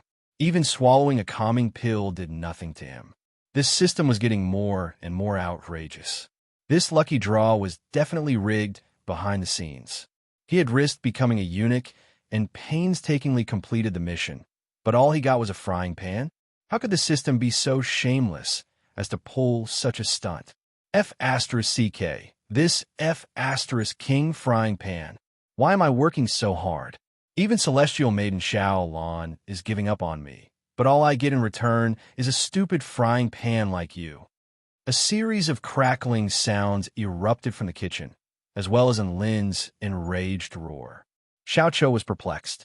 Why is Big Brother throwing a tantrum at a frying pan? Dabai was lying lazily on a straw mat. He opened his half-closed eyes upon hearing Lin's question. Big Brother was probably dumped by Su Xiaolan and had nowhere to vent his anger, so he decided to throw the frying pan away. Xiao Chou didn't understand what Lin was trying to say, so he nodded in understanding. Delicious food, baby loves it. Eat it all and don't waste anything. Food is delicious. Xiao Hong swayed its bright red head from side to side as it sang a nursery rhyme while photosynthesizing. Big Brother just went through a tough battle and came back covered in blood. Shouldn't he rest and recuperate first? Xiao Chou was still a little concerned. Dabai yawned. Don't worry. Big Brother is even more tenacious than a cockroach. These injuries will definitely not be a problem. Dabai closed his eyes and went back to sleep as he spoke. The sound of someone cooking suddenly erupted from the kitchen. F***ck, I finally got a reward. I'm not going to give up if I don't use it at least once. I hope this stupid frying pan can endure my divine flames. And Lin's enraged roar sounded from the kitchen. It's over. Big Brother really has gone crazy. He's fighting with a frying pan. Xiao Chow's bright eyes were filled with sympathy, but he didn't know how to console Lin. Before he knew it, the rich aroma of eggs wafted from the kitchen. Xiao Chou was rooted to the spot. Dabai suddenly came to his senses, and Xiao Hong stopped singing. It smelled so good. My God, I only knew that Big Brother's barbecue was pretty good, but why does his cooking smell so good too? Woof! Dabai exclaimed. Who would have thought that there would be food in this world that could make my heart thump with excitement while I'm photosynthesizing? Xiao Hong said in her sweet voice. Xiao Chou didn't say anything as he charged into the kitchen. Dabai let loose a cry of surprise upon seeing this. Don't even think about stealing food from me, little brother 3. I'm your big brother Bai, so I'll go first. According to seniority, I should go first. Xiao Hong transformed into a young woman in a red dress and charged into the kitchen. Upon entering the kitchen, all of the beast pets were greeted by the sight of a plate of golden food that had just been cooked. And Lin looked at the food on the plate with a spatula in his hand and fell into a long silence. Dabai took a deep breath and pointed at the food. Big Brother, and what is this? And Lin replied indifferently, egg fried rice. Impossible. Dabai, Xiao Chou, and Xiao Hong yelled in unison. How could egg fried rice have such a golden color? How could egg fried rice exude such an alluring aroma? Believe it or not, this is egg fried rice. It's cooked using the normal eggs and rice found in the school cafeteria, and Lin continued. Xiaohong pulled out a spoon and scooped up a spoonful of egg fried rice before taking a bite. Oh, this taste! My God! Xiaohong's body turned limp as an indescribable blush appeared on her face. It's my turn, Woof. Dabai also excitedly pulled out a spoon and took a bite, upon which he immediately faltered. His eyes then glowed as he opened his mouth and bit down on the plate. He was going to swallow both the plate and the egg fried rice at the same time. Slap! Xiao Cho sent Dabai flying with a slap. He also pulled out a spoon and took a bite, upon which he stood rooted to the spot as if he had been struck by lightning. This taste is even more blissful than Mommy's. Tears welled up in Xiao Chao's light bulb-like eyes. And Lin had already taken a bite of the egg fried rice, so he knew why all of the beast pets were behaving this way. This was all because this egg fried rice was unbelievably delicious. He looked at the frying pan and fell into silence. After a long while, he finally said, "As expected, what's the point of cultivating? I'll just be a chef from now on." Chapter 4:03. And Lin looked at the egg fried rice on the plate. His 3 pet beasts were already fighting over this dish. He knew that, with his cooking skills, there was no way he could cook such delicious egg fried rice. Everything was because of the frying pan in his hand. The best frying pan in the world, the effect of enhancing the taste, was terrifying. And Lin saw a bright future in front of him, and that was to become a gourmet supplier for all the worlds in the universe. He could open a unique shop with expensive prices. A bowl of egg fried rice with soup cost 998 spirit stones, and he didn't accept pre-orders. He could only line up on the spot and let the customers wash their own plates after eating. As he thought about it, saliva dripped from the corner of his mouth. The boss was not crazy. He would become the first saint-grade immortal chef on this continent with his delicious food. From then on, he would own countless spirit stones and become the richest in the world. He would marry Bai Xianmei and reach the pinnacle of his life. Big brother, and make us another plate of egg fried rice. Woof. Dabai ran up to him with a swollen face. Woof Woof's big eyes were filled with tears, making him look especially adorable. Yeah, 1 plate isn't enough for the 3 of us. Make us 2 more plates. Big brother and Dabai's claw marks could still be seen on Xiao Chao's face, and his eyes also widened in shock as he put on a horrifying expression. Master, make us 3 more plates of egg fried rice. That way we won't fight. Xiaohong held onto Lin's hand with a fawning smile on her face. Her smile was extremely seductive. And Lin was also in a state of excitement. He immediately agreed to the pet beast's request and cooked 4 plates of egg fried rice. Clang, clang, clang, clang, clang, it's done. As soon as the 4 plates of egg fried rice were done, the pet beasts immediately swarmed over. A few seconds later, Tui, tui, tui. What the F***ck is this? Am I eating dog food? No, it's sh**t. Woof. Dabai roared in disbelief. I will never admit that this is egg fried rice. The clown took a bite and looked at Lin with a burning gaze. Master, are you hiding something? If you don't want to be fired by us, just say so. Little Red looked at Lin with a wronged expression, and Lin was taken aback by the reaction of his pet beasts. He had a bad feeling about this. He scooped up the egg fried rice on the plate and took a bite. Ugh, so disgusting. He spat out the egg fried rice in his mouth. Compared to the first plate of egg fried rice he cooked, this was simply a pile of golden shit. Just from the taste alone, it wasn't that exaggerated. It was just that there was no harm without comparison. After the first plate of egg fried rice, these 4 plates were really unpalatable. And Lin came to a realization. This was because the taste was ordinary egg fried rice, not the egg fried rice that was enhanced by the frying pan. Rumble. It was as if he had been struck by lightning. He stood rooted to the ground and lost all faith. My dream of being the supplier of gourmet delicacies in the universe has been shattered. My ability is gone. I've lost the ability to conquer the world. And Lin looked at the frying pan in his hand and suddenly burst into laughter. The most despairing thing was to first lift him up to heaven, and then let him fall to hell. "Stinky Pan, how dare you bully me? I'm going to kill you." Bang, bang, clap, clap, dong, dong. And Lin began to throw the frying pan in a frenzy. "Big brotherin', so it's all because of the frying pan? I'll help you too, woof." Dabai pounced toward the frying pan in a fit of rage. "I can tolerate this, but I can't tolerate this monkey." The clown picked up a metal rod and smashed it toward the frying pan. "Let the sun cleanse this evil, unscrupulous frying pan. Give me back my egg-fried rice." Little Red raised both of her hands high into the air as golden rays of light bombarded the sinful frying pan.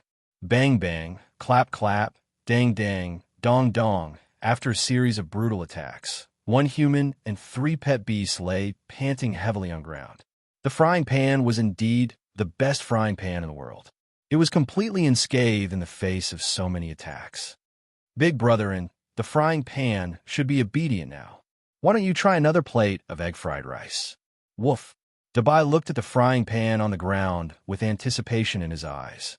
And Lin nodded. "All right, I'll give it a try." He also felt like the frying pan had a spirit of its own. The frying pan was probably trying to prank him, so it should be obedient after a beating. Clang, clang, clang, clang, whoosh, whoosh, whoosh. A plate of egg-fried rice was ready. "Here, have a taste." And Lin handed over the egg-fried rice. Dabai, Little Red, and the clown eagerly dug in. And then, bang, bang, clap, clap, dang, dang, dong, dong, bang, bang, clap, clap, dang, dang, dong, dong. Dabai, Little Red, and the clown no longer believed in egg-fried rice as they vented their anger on the frying pan again. And Lin lay on his bed with a look of despair on his face as he slowly closed his eyes. The free-for-all battle had come to an end, and he was extremely tired. The joy and excitement from winning the Magic Treasure Lottery had already faded. He had yet to fully recover from his injuries and didn't know how to cheer up Su Xiaolan. This was all the system's fault. The next day, Lin stretched his body and got out of bed. He used a frying pan to stir-fry a plate of beef and eggplant. The beef and eggplant were done, and the fragrance wafted through the air. His body trembled as he smelled the fragrance, and a thought surfaced in his mind. He picked up a mouthful with his chopsticks and bit down. "Ah, this smell. I feel like I'm looking at an angel. I feel like I'm looking at a snowy mountain under the starry night sky. The enchanting smell of roasted beef emanating from a bonfire." And Lin exclaimed as his chopsticks moved like lightning, instantly finishing the entire plate of beef and eggplant. He seemed to have understood something and decided to do another experiment. He stir-fried a second plate of beef and eggplant, which tasted like sh*t. He stir-fried another plate of egg-fried rice, which tasted like sh*t. He tried stir-fried a plate of pork, which tasted like sh*t. A door to a whole new world seemed to have opened up before him. I get it. This frying pan doesn't enhance the taste of every new dish I stir-fry. Instead, I can only enhance the taste of the dish once a day." And Lin laughed heartily as he began to feel relieved. He couldn't become a gourmet supplier, but that didn't matter. At the very least, he had proven that the frying pan still had its uses. His efforts in the free-for-all battle were not in vain. As for the second plate of beef and eggplant, egg-fried rice, and pork, he fed them all to Dabai. Dabai was still unable to forget the plate of egg-fried rice from the day before, and he was on the verge of developing anorexia as he ate the dishes cooked by Lin. Dabai's expression was bitter as he ate the dishes cooked by Lin, and Lin's eyes lit up. At this moment, he had already thought of a way to cheer up Su Xiaolan. That's right, he had to use the frying pan. He had to use the delicious dishes to impress her. "Su Xiaolan, just you wait and see how I, the god of cookery, and Lin, will conquer your stomach tomorrow." Chapter 404. It was a brand new day, and Lin set off early to select his ingredients. The chicken meat was chosen from the Eastern Spirit Mountains firefowl chicken, while the onions and ginger were taken from the high-quality spiritual plants in the spiritual fields. Even the salt, oil, soy sauce, vinegar, and other seasonings were specially provided by the heavenly quartz god of cooking. On top of that, there was a bottle of 1982 Coke. That's right, He was going to make the world's #1 cooked chicken today. And Lin used the chaotic frying pan and the great holy flame as the heat source before stir-frying and simmering. He was extremely focused, as if he were cooking something extremely sacred. The alluring aroma finally attracted the attention of his 3 beast pets, who surrounded him with envious eyes, but Lin kicked them aside without any hesitation. "Piss off. This is for Xiaolan." And Lin snapped. "Wah, big brother, and is Xiaolan more important than me in your heart?"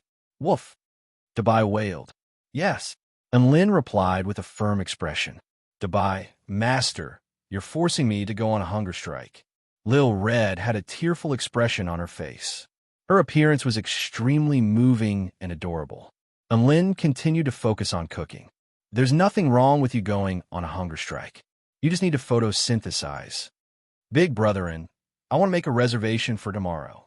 Xiao Chao's eyes lit up. "If Xiaolan doesn't ask me to cook tomorrow, I can consider it." And Lin nodded.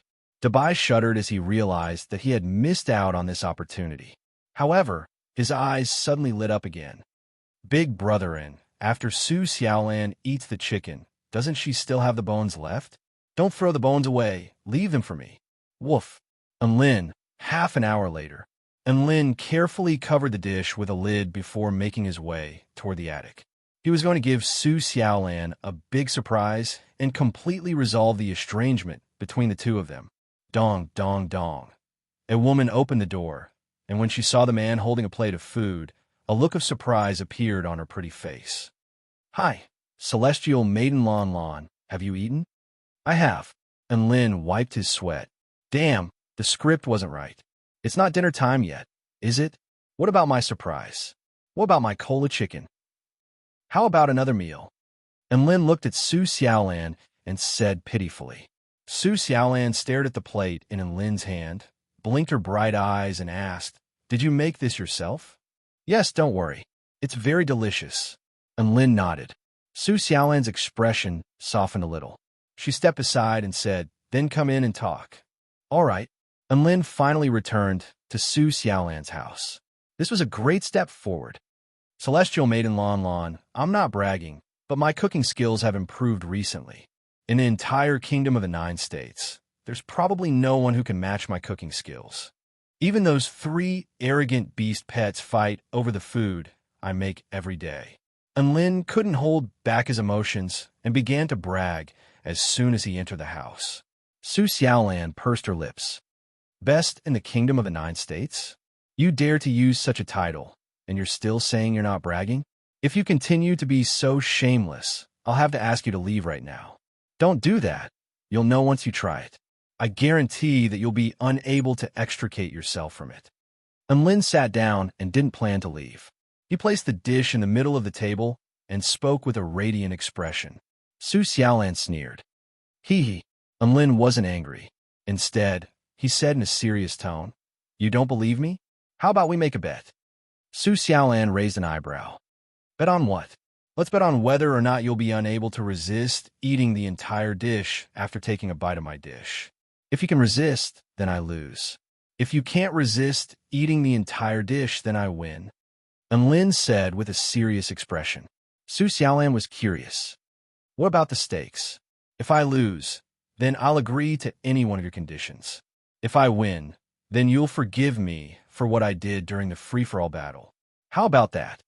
And Lin looked at Su Xiaolan. Su Xiaolan thought about it for a moment. How could she possibly lose? She wasn't someone who valued food as much as her life, so she nodded. "All right, the bet is set." And Lin smiled as he placed his hand on the lid of the dish. "Now, it's time to witness a miracle." As soon as the lid was lifted, a piercing light suddenly erupted. A crisp cry erupted within the room, and the projection of a red phoenix soared into the sky from the dish. And Lin and Su Xiaolan were both dumbstruck. Holy F***CK. What the F***CK is going on? A phenomenon from the heavens? A fire chicken being reborn as a phoenix? There were no special effects added. Did it have to be so exaggerated? At the same time, an extremely alluring aroma instantly permeated the entire room. The colorful cola chicken appeared in front of the two of them, whetting their appetites. And Lin was the first to come to his senses. He tried his best to compose himself with a smile. The most important thing is the taste. Sorry for the insignificant tricks. Su Xiaolan came to her senses and looked at the cola chicken in front of her. She then looked at Lin, who wore a calm expression on his face, and a feeling welled up in her heart. He was clearly flexing, but he was also very bad. SS come, have a taste. I guarantee you won't be able to stop eating. And Lin rested his hands on the table with an expectant expression. Su Xiaolan nodded. She picked up her chopsticks and picked up a piece of brightly colored chicken before placing it in her mouth. In the instant that she chewed, an extremely delicious flavor exploded in her mouth. She felt as if her soul had left her body, and her entire body felt extremely comfortable. Delicious. This was Su Xiaolan's first impression. She picked up a second piece of chicken, as if she were unable to control herself. The fried chicken was delicious. This was Su Xiaolan's second impression. Su Xiaolan was astonished. She exclaimed in her heart as she ate, "My God, how could there be such delicious food in this world?" And Lin looked at Su Xiaolan, who was incessantly eating. A satisfied smile appeared on his face. The aroma filled the room. This cola chicken was extremely alluring. If it weren't for the fact that he hoped that Su Xiaolan would forgive him, he would have already pounced on it and devoured it. This was the first time that Su Xiaolan's table manners were so unfairy-like. Her mouth was full of oil, and her white and tender cheeks were bulging as she chewed continuously. She looked at Lin with her bright eyes and exclaimed, "Don't tell me you caught a phoenix and cooked it for me? How could cola chicken taste like this?" And Lin rolled his eyes. "Have you ever seen such a small phoenix?" Su Xiaolan laughed awkwardly and continued to eat. Then, she suddenly raised her head to look at Lin. After thinking for a moment, she moved the plate toward Lin and said, "Let's eat together." And Lin was overjoyed when he heard this. He had long wanted to eat this tempting aroma, but he didn't expect that Su Xiaolan would be so considerate. He immediately picked up his chopsticks. Suddenly, he stopped his hands. "That was close. Luckily I'm quick-witted. I almost fell for your trick." And Lin looked at Su Xiaolan and said proudly, "The bet is that you have to finish this dish. If I eat it, doesn't that mean that you haven't finished this dish? Then wouldn't I lose? Ha ha ha, you want to trick me? You're still 10,000 years too early." Su Xiaolan looked at Lin with a strange expression. In the end, she couldn't help but laugh out loud. "Hey, do you have to be so funny? I told you to eat, so you eat." Her smile was like a peach blossom spring breeze, or like the warm sun in winter, making people feel warm and satisfied. And Lin blinked his eyes. "Then the bet. Are you stupid? I told you to eat because I forgave you. Otherwise, how could I bear to share such a delicious phoenix chicken with you?" "Ah, I knew that Fairy Lon Lon is the best. The name you gave this dish is also very nice. Phoenix chicken is 100 times nicer than cola chicken. Stop talking nonsense. Hurry up and eat. Otherwise, I'll finish it." "Okay, then I won't be polite." Just like that, the two of them finally got rid of all the estrangement because of a chicken and became friends again. Chapter 405. After resolving his conflict with Su Xiaolan, and Lin was in a good mood. He hummed a tune as he walked back to his residence. Xiao Red, Dabai, and Xiao Cho all turned to look at Lin with nervous expressions. "Brethren, did you take him down?" Although Dabai saw that Lin had returned singing and seemed to be in a good mood, only the heavens knew if he was one of those pitiful people who had gone mad from the stimulation, so he decided to ask. And Lin raised his fist with a smile. "Since I'm doing it myself, of course it's a piece of cake." At this, excited cheers came from the attic. The three pet beasts were so excited that they cried. They knew that they would be able to eat delicious frying pan food tomorrow. The next day, Lin continued to cook egg fried rice with a frying pan. This time, he seemed to have learned his lesson and filled the pan with eggs and rice, maximizing the surface area of the pan. This meal made Xiao Cho, Dabai, and Xiao Red cry. It was so F***ing delicious. So F***ing satisfying. And Lin also ate very seriously. He felt that the taste was slightly worse than the first time, but it was still the best of the best. On the third day, Lin steamed buns with a frying pan, 100 steamers at a time. When he placed the pan at the door to steam the buns, the steamers were stacked higher than the attic, scaring the students who passed by. Su Xiaolan was laughing so hard that she was trembling. This was the first time she had seen someone steam buns like this. It was truly a wonder. Xian Yuancheng was also puzzled. He only thought that Lin's appetite was too good. Meanwhile, Su Qinyun stared blankly at the 100 steamers of buns. She smacked her lips and told Lin that quality was more important than quantity when it came to delicious food. In response to everyone's confusion and mockery, Lin simply gave them a what-do-you-know look. The day the buns were cooked would be the day his culinary skills would shake the school. 2 hours later, the steamed buns were ready. He couldn't wait to try one first. The taste was much worse than the egg fried rice, but it was still a very delicious bun. He couldn't stop eating, and Lin began to understand the purpose of the frying pan. It could only enhance the taste once a day, and the total amount of flavor enhancement was roughly constant. In other words, if he steamed 10 steamers of buns, the flavor enhancement would be 10 times that of 100 steamers. However, it didn't mean that 10 steamers of stuffed buns were 10 times more delicious than 100 steamers of stuffed buns. This was because there was a basic value of taste.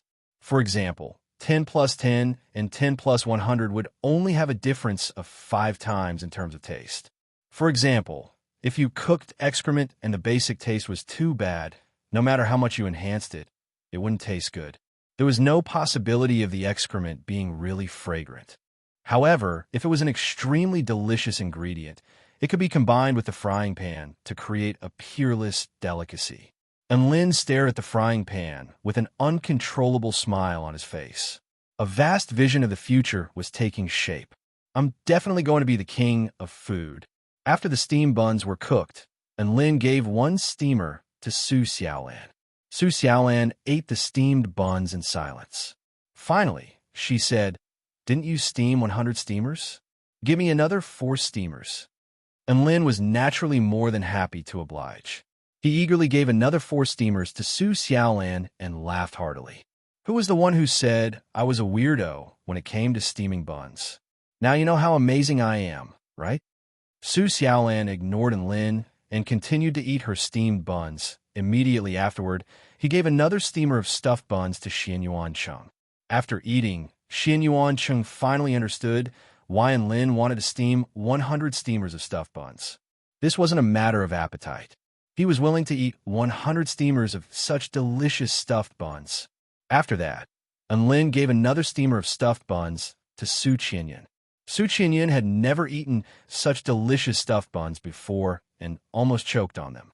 She then shyly asked for another 2 steamers of stuffed buns and praised Lin for being a genius. She even said that she wanted to learn how to make stuffed buns from Lin, and Lin naturally refused her request. His secret technique was not to be taught to outsiders.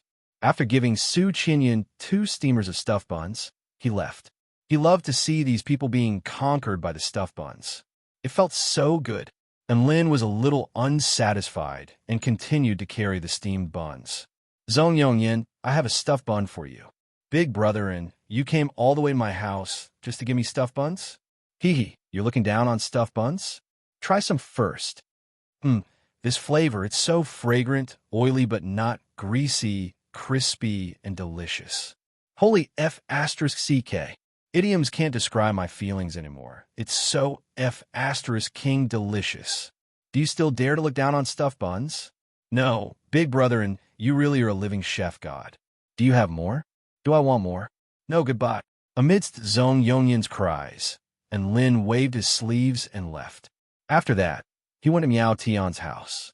Miao Tian said that she had a small chest and needed more nutrition, so she forcefully asked for 2 more steamers of stuffed buns. After that, he went to Sun Xinglian's house. Sun Xinglian said that her chest was too big and that 1 steamer wasn't enough, so she asked for another one. After that, he went to Luo Zipping's house.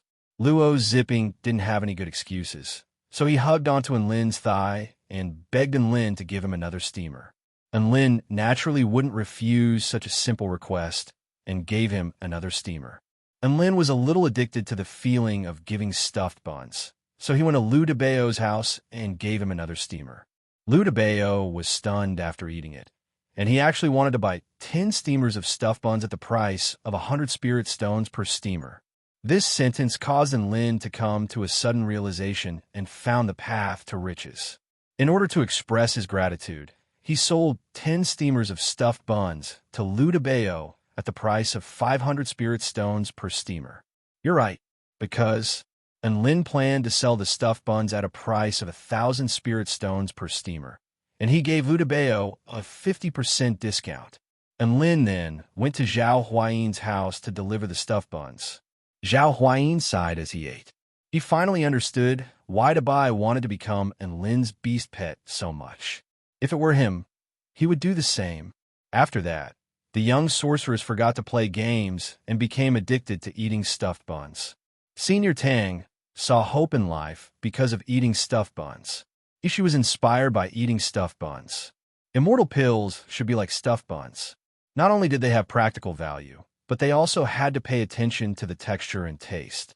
This way, it would be able to stimulate people's love for immortal pills. And Lin then gave out stuffed buns to the other students. Each person was given one, so there were only 10 buns in each steamer. When those students still wanted to eat, and Lin would say that he would be selling stuffed buns the next day, and those who wanted to eat stuffed buns could buy them on site. Just like that, the situation slowly developed. Hey, did you hear? Godden's going to sell stuffed buns at school. What? Selling stuffed buns? Did you hear that right? What does he want to do? He really is going to sell stuffed buns. I heard from an upper-class woman that his stuffed buns are super delicious. Really? Then I have to go try them. I don't have anything going on these days anyway. Do you know the location? I heard it's at the main entrance of the third-year dorms. Did you hear? Anlin Jr. brother is going to sell stuffed buns. My God, ever since the free-for-all battle began, and Lin has been behaving very strangely, and now he's selling stuffed buns again. Do you think he's been struck dumb by divine lightning? How about we go check it out tomorrow and support his business? Anlin Jr. brother is so pitiful. Senior brother and Lin is going to sell stuffed buns, and he made them himself. I have to go try them. I'm going to. My idol. I have to go support him. Thus, news of Lin's stuffed buns began to spread like wildfire throughout the entire university, creating a massive stir. Most of the students were discussing this matter passionately. And Lin had been busy for an entire day before he finally returned to his dorm, panting heavily as he carried the stuffed buns with him. Dabai, Xiao Chou, and Xiao Hong were already eagerly awaiting Lin's arrival, and all of them tried their best to act cute and spoiled. And Lin had never seen such an enthusiastic Xiao Hong, never seen such an obedient Dabai, never seen such an adorably ugly Xiao Chou, and all of this was thanks to his limited edition weapon, the frying pan. Over 30 steamers of stuffed buns that had yet to be delivered appeared in the dorm. The 3 beast pets and Lin were immersed in a carnival of delicacies, and their cheers made the entire dorm tremble. A new day had begun, and Lin's Dabai ignored stuffed buns were officially on sale. Chapter 406. This was a special day for Xiaoxian United University. A piece of news had already spread throughout the entire university. The number 1 celebrity of the university, and Lin, Sword Immortal Dabai's stuffed buns, was officially on sale. 100 steamers of stuffed buns were stacked high up in front of the third-year resting area, creating a very eye-catching sight. The sun was just beginning to rise, but there were already several hundred people gathered here to spectate. It had to be said that Lin's stuffed buns had been very effective in promoting the university, and all the students were very enthusiastic about them.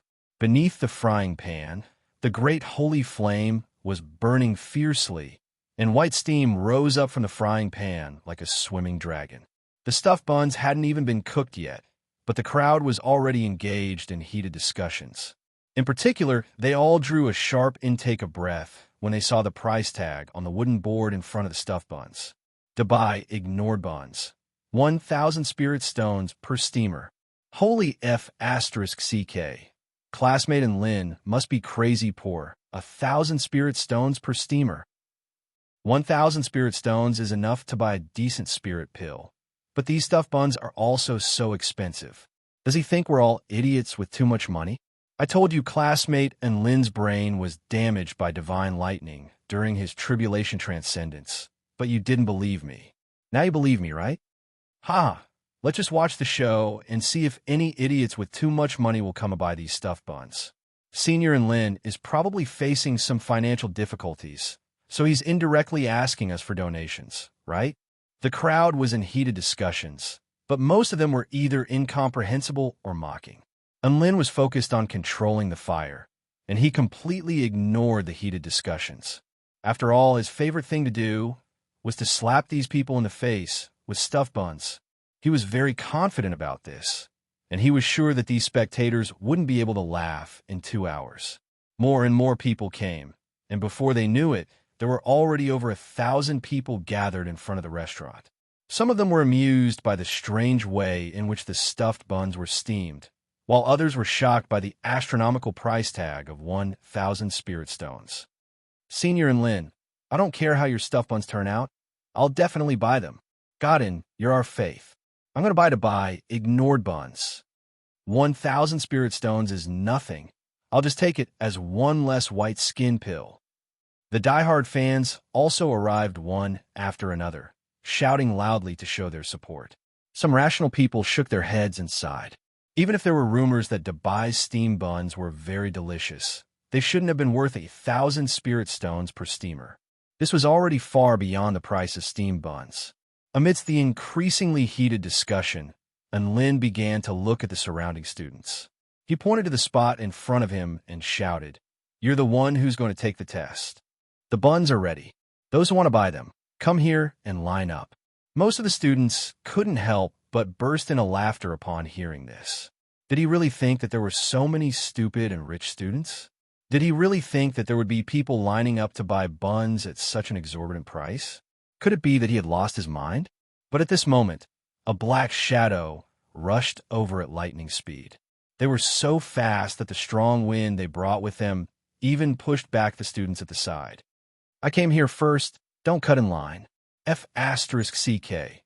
Don't you have any shame? I clearly arrived first. Stop squeezing. You're going to squash me to death." Within a second, there were over 100 students who had formed a line out of nearly 1,000 students. All the other students were dumbstruck. What was going on? What were these people fighting over? Even some of the diehard fans were confused. They had only planned to buy a steamer to show their support, but what was going on with these students who had lined up in a second and were even fighting over the buns? "Boss, give me 100 steamers of steamed buns." An extremely beautiful girl with short pink hair raised her hands high into the air as she yelled loudly, "F***CK. 100 steamers at once?" All the other students almost blacked out. Were they F***king giving them no way out? My God, has Goddess Lu gone crazy? That's 100,000 spirit stones. This doesn't make sense. This is most likely Goddess Lu cooperating with Senior and Lin to advertise. Do you advertise by selling your items to the same person all at once? Senior and Lin doesn't need to earn money. He doesn't need to attract other people to his products. And Lin rolled his eyes as he looked at Lu Qianhuan, who was at the very front of the line. Each person can only buy 2 steamers. His words instantly caused a stir in the crowd. Lu Qianhuan glared at Lin. "Then I want 2 steamers. I also want 2 steamers," a male student behind her chimed in. "I also want 2 steamers," someone else yelled. "Boss, give me 3 steamers and I'll give you 4,000 spirit stones," a female student yelled excitedly. And Lin pursed his lips. "I'm an honest man who sincerely wants to run a business. Even if you offer 10,000 spirit stones per steamer, I can only sell you 2 steamers." Everyone, just like that, a peculiar scene unfolded. Over 80% of the students in the queue chose to buy 2 steamers. And Lin decided to eat the last 2 steamers for himself and not sell them. Dubai ignored them, and all the buns were sold out in a mere 10 minutes. The dozens of students in the queue behind him wailed in remorse as they blamed themselves for not moving faster. The hundreds of spectating students were all dumbstruck. Could it be that they are hired? Have you ever seen an actor who would go line up to buy a bun from someone else for 200 spirit stones after failing to buy one? There were 10 buns in a steamer. 200 spirit stones per bun meant that one steamer of buns was 2,000 spirit stones. This was double the original price, and everyone was dumbstruck. A male student who clearly didn't believe this scam ran over to a student who had bought a steamer of buns. "Student, I want to buy one of your buns for 200 spirit stones." The student chuckled. "In your dreams." The male student was dazed for a moment before gritting his teeth. 300 spirit stones. "All right, seeing as you've never eaten one before, I'll sell you one." The student glanced at the male student before finally agreeing to the deal. Just like that, the male student bought a bun for 300 spirit stones. The male student's companion laughed heartily. "Who would have thought that you would do something so stupid? Have you been infected by the aura of intellect, huh?" The male student caressed the soft and white bun. "I'm only trying to expose this scam. I'm only paying for the truth. You don't know *T. The male took a bite of the bun as he spoke. In that instant, he burst into tears. "Wah! I can't believe there are such amazing and delicious buns in this world. Why didn't I line up just now? I regret it." The male student cried as he ate, and his companion was completely dumbstruck. Similar scenes occurred one after another in the crowd, and Dubai's reputation for ignoring buns gradually spread. Especially those students who didn't believe this scam and had been ridiculing him in every possible way. They felt ashamed after eating the buns, but they also wanted to eat more. And Lin silently put away his frying pan and departed from the crowd, concealing his achievements and fame. The reason why he didn't sell a lot and instead limited the number of buns was for hunger marketing. Only then could his bun business continue in the long run. The next day, Lin came to the resting area early in the morning to set up his stall. This time, there were over 1,000 students gathered here. Lin didn't waste any time and placed the price tag in front of the 100 steamers of buns. Dubai ignored buns. 1,200 spirit stones per steamer. Limit 2 steamers per person. Instantly, the crowd erupted again.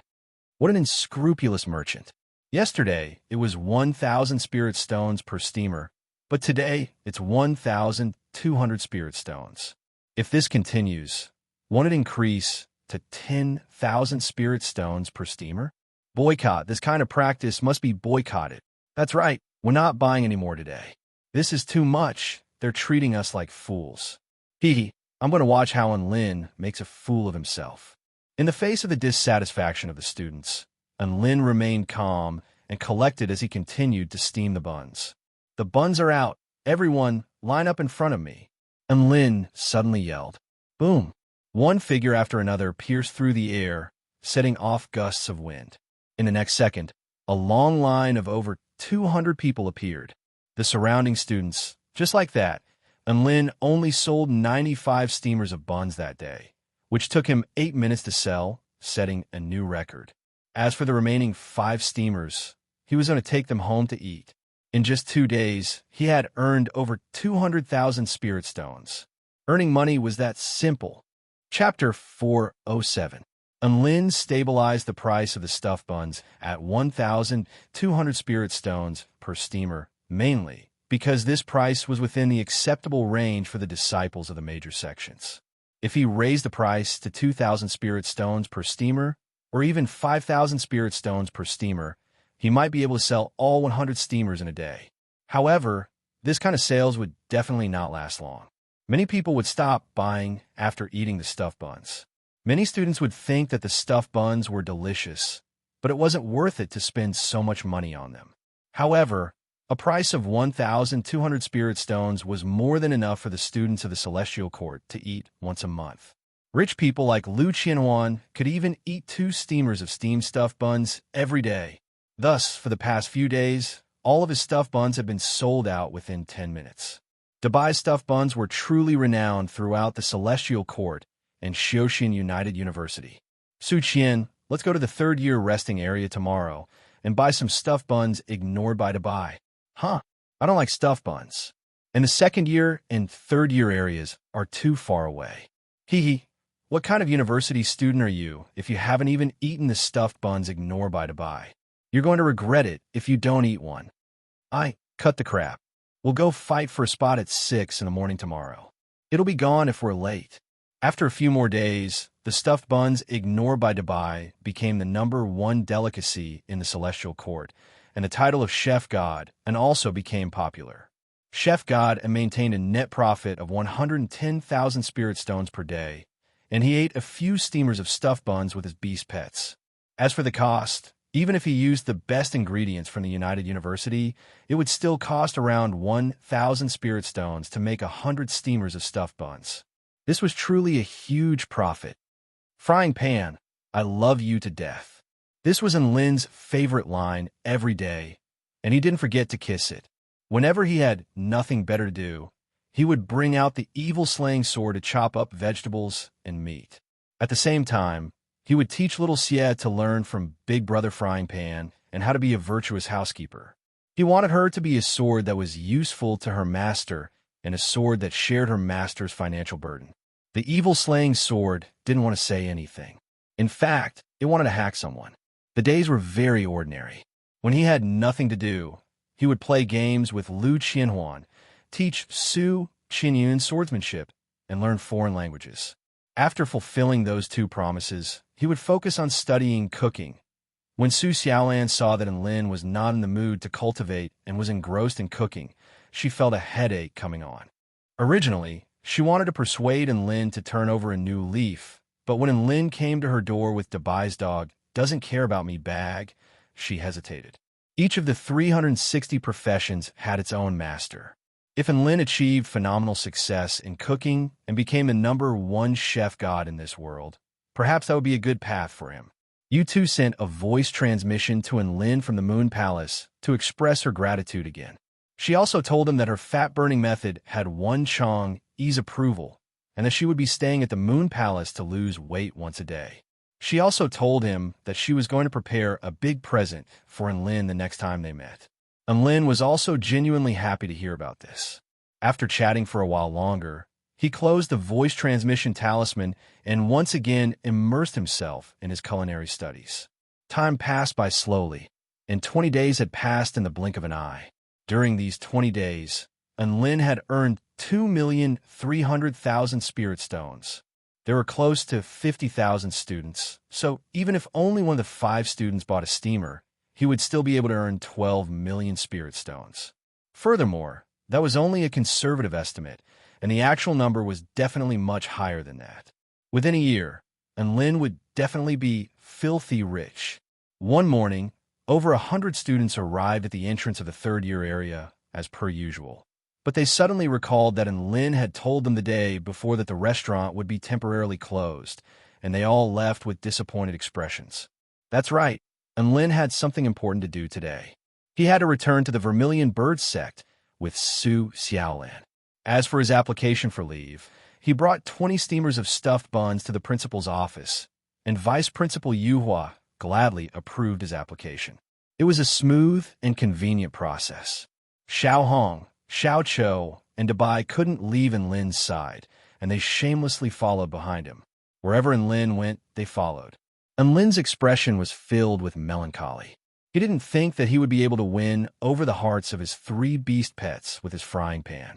On this day, after applying for leave, Lin, Su Xiaolan, and their 3 beast pets teleported to the capital city of the Baihua state via the school's teleportation spell formation before flying toward the Vermilion Bird sect.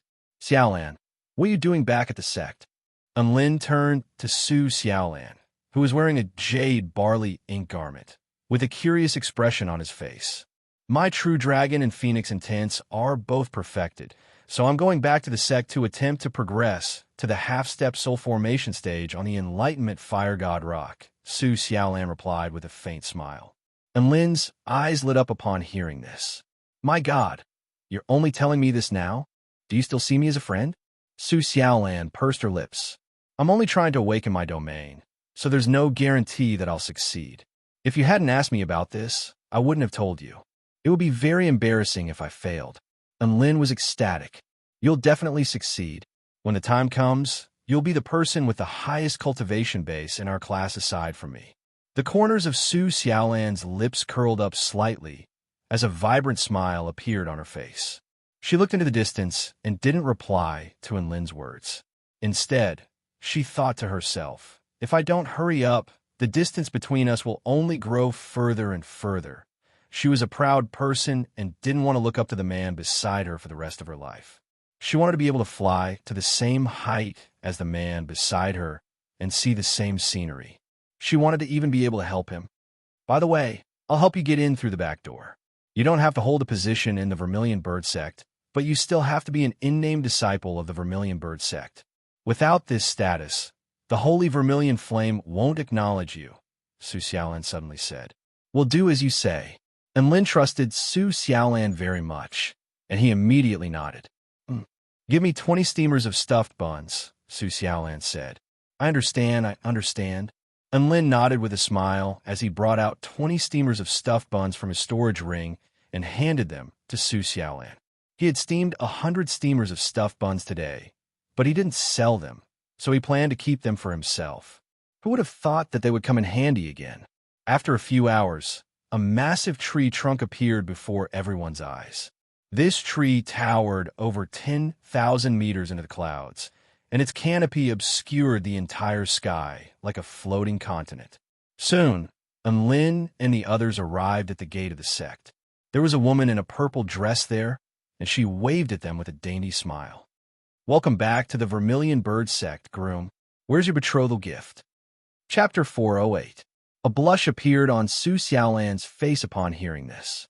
Sister Lan Yin, what are you talking about? Are you itching for a beating? Sister Xiaolan wants to bully me for a man. Sigh. Our relationship has really strayed too far. Lan Yin shook her head with an aggrieved expression. And Lin descended from the sky on Dabai's back and pulled out a steamer of stuffed buns from his storage ring before tossing them to Lan Yin. Lan Yin instinctively caught the steamer of stuffed buns before turning to Lin with a perplexed expression. What are you doing? Didn't you say I didn't bring a betrothal gift? This is my betrothal gift, and Lin replied. Lan Yin was dumbstruck for a few seconds before bursting into laughter. Ha! Stuffed buns as a betrothal gift? I didn't think you'd be so funny, and Lin, huh? She had a low threshold for laughter to begin with, and now that she saw Lin using stuffed buns as a betrothal gift, she couldn't help but burst into laughter. Can you eat one first before you laugh? And Lin asked with a resigned expression. All right, then I won't let down the groom's good intentions. Lan Yin repressed the urge to laugh as she removed the lid and took a bite of the soft and fragrant stuffed bun. The taste of the bun exploded forth. Lan Yin was completely dumbstruck, and she continued to take a few more bites. My God, I'm eating stuffed buns? She exclaimed in disbelief. They're stuffed buns. The ingredients are the flour, beef, pork, and spirit vegetables from the Celestial Court, and Lin confirmed. You made this? Lan Yin had only just finished her first stuffed bun before picking up a second one. She completely disregarded the fact that her mouth was stuffed to the brim as she asked in a slurred voice. And Lin chuckled. Of course. This is called Dabai ignores stuffed buns, and it's very famous in the Celestial Court. Lan Yin looked at Dabai upon hearing this name, and she suddenly burst into laughter. Ha ha! She was already eating her bun when she suddenly burst into laughter. Her face turned green and her eyes widened. Rolling her eyes, Su Xiaolan walked over and patted Lan Yin's back. I told you not to laugh when you're eating, but you didn't listen. You choked again, didn't you? And Lan Yin, who had finally calmed down, continued to laugh. Ha ha! But the name Dabai ignores buns is too funny. Speaking of which, is this Dabai an idiot? How could he ignore such delicious buns, huh? This time, not to mention Lan Yin, even Lin and Su Xiaolan burst into laughter. Dabai's eyes widened. Big brother, and she's bullying dogs. Woof. And Lin stroked the dog's head and rewarded a steamer of Dabai ignores buns to Dabai to appease its rage. Lan Yin and Su Xiaolan chatted and laughed as they made their way toward the sect, while Lin followed behind them on Dabai's back. Along the way, many sect disciples turned to look at them. Most of them were looking at the two beauties, but some of them were saying that Lin looked a little familiar, and that dog was even more so. In the end, they came to a sudden realization when they saw the adorably ugly monkey. Holy F***CK. Isn't this the bully and who stole our goddess, Su Xiaolan? Immediately afterward, Enlin drew a few hostile glares from time to time, which he enjoyed very much. He was thinking about when a villain would jump out to provoke him. After all, he hadn't had a chance to flex after progressing to the soul formation stage, so he needed some blind disciples to farm experience for him. Otherwise, there wouldn't be any sense of accomplishment in cultivating. However, things didn't go as planned. Aside from some hostile glares from the disciples, nothing else happened. And Lin followed Su Xiaolan into the inner courtyard of the sect. A wave of extremely comfortable flame energy rushed toward him, making his entire body feel at ease. On both sides of the path were maple leaves that were as red as fire, making them appear as dazzling as the clouds. A cool breeze blew past, and a few maple leaves could be seen dancing in the wind. They were like blazing fire fairies, slowly circling and dancing in the air. At the end of this path, there was a white pavilion that was over 100 feet tall. It was ancient and majestic, and a faint aura of energy revolved around it, making it appear as if a huge beast was crouching in the air. "Junior sister, I'll wait for you at the Dao platform." Lan Yin waved her hand in farewell. And Lin knew that there was a Dao Enlightenment Fire God Rock at the Dao platform of the Vermilion Bird sect. If Su Xiaolan wanted to awaken her domain, that place would be very helpful. Elder Zhu Yuan Zhou will be in charge of your matters later. His temper isn't very good, so remember to be polite to him. Su Xiaolan turned to Enlin and spoke softly. "Don't worry, there's nothing that can't be solved with a steamer of stuffed buns. If there are, then I'll make 10 steamers." Enlin replied with a confident expression. Su Xiaolan rolled her eyes. "If you really piss off Elder Zhu, then even 100 steamers of stuffed buns won't be enough." Soon, the two of them arrived at the pavilion and stood outside the door on the top floor. 2 red-robed sect disciples stood outside the door with solemn expressions and powerful auras emanating from their bodies. They didn't even take a second glance at Enlin and the others. Su Xiaolan bowed respectfully outside the door. Vermilion Bird sect disciple Su Xiaolan requests to see Elder Zhu. "Haha, so it's you, Xiaolan. I've heard about you. Come in." A hearty and coarse voice sounded from within the door. The door opened on its own, and Enlin was greeted by the sight of a middle-aged man with crimson hair and a bright smile on his face. "You must be Su Xiaolan's good friend, Enlin, am I right?" Elder Zhu asked with a smile. Enlin immediately bowed respectfully. Junior Enlin pays his respects to Elder Zhu. Elder Zhu chuckled and stroked his long beard with a hint of a smile on his face. "I heard that you want to obtain the holy flame of our sect. Why don't you officially join our Vermilion Bird sect and become a core disciple? That way, you'll be able to get close to us." Enlin faltered upon hearing this. Why did this make him feel as if he had been caught red-handed? He was feeling a little panicked. Before he could recover from his shock, Su Xiaolan immediately flared up with rage. "Elder Zhu, I've already arranged for him to become an in-name disciple of the sect. Don't go back on your word." Elder Zhu didn't get angry in the face of Su Xiaolan's rebuke. Instead, a smug expression appeared on his face. "See, and Lin hasn't even said anything yet, and you're already siding with him?" Su Xiaolan blushed upon hearing this, and she opened her mouth to say something. In the end, she decided not to waste her breath on him and brought out 20 steamers of stuffed buns from her storage ring. Slap! The 20 steamers of stuffed buns were stacked neatly on the ground, reaching all the way to the ceiling. Elder Zhu blinked with confusion at the sight of the tall pile of stuffed buns.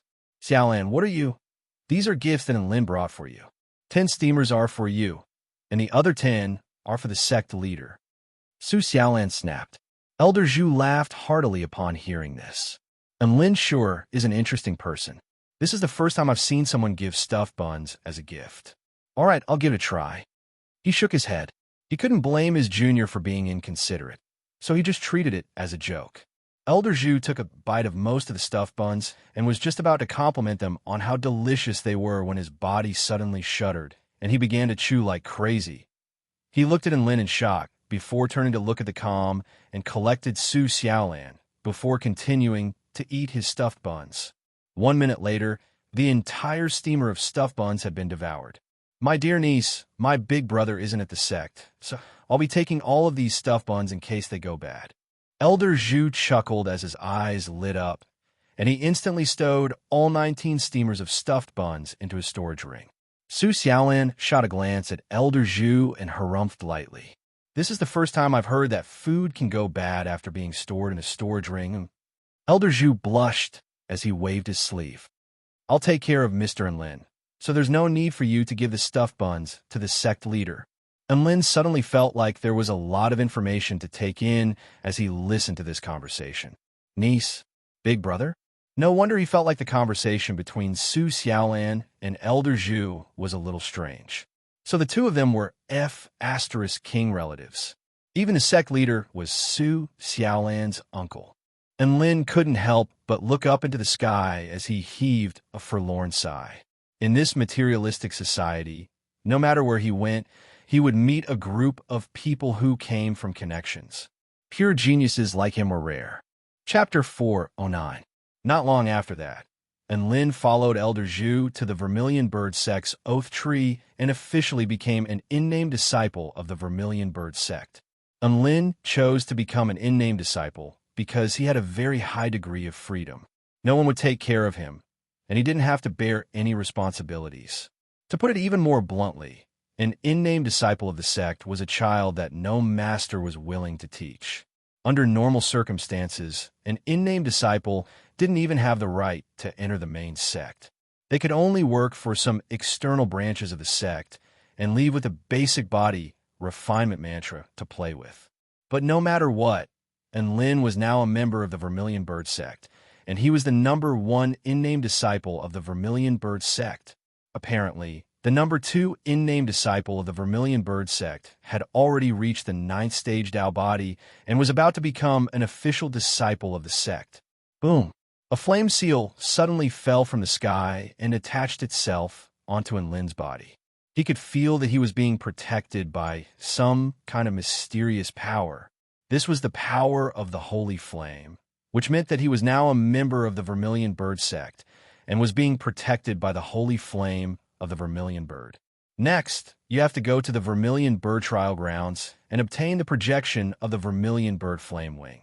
Only then will you have the right to come into contact with the holy flame of the Vermilion Bird, Elder Zhu said slowly as he chewed on a bun. And Lin bowed. Thank you for your help, Elder Zhu. I will do my best. And Lin, the Vermilion Bird Trial Grounds is an alternate dimension with many powerful mutant beasts and dangerous restricted areas. You have to prioritize your own safety and don't force yourself, Su Xiaolan cautioned. Go to the Dao platform and wait for my successful return. I hope you'll be at the half-step soul formation stage by the time I return. Good luck. And Lin patted Su Xiaolan's shoulder with a confident smile. Su Xiaolan nodded lightly and looked deeply into Enlin's eyes. All right, I'll be going now. Good luck to you too. Elder Zhu's eyes almost popped out of their sockets. His niece couldn't possibly be this gentle. After Su Xiaolan left, Enlin followed Elder Zhu to the entrance of the Vermilion Bird Realm. If he wanted to go to the Vermilion Bird Trial Realm, he had to go through this spatial gate. At this moment, there were already 5 sect disciples standing quietly outside the door, obviously waiting for something. When the 5 disciples saw Elder Zhu, they all bowed respectfully. Elder Zhu spoke with a solemn expression.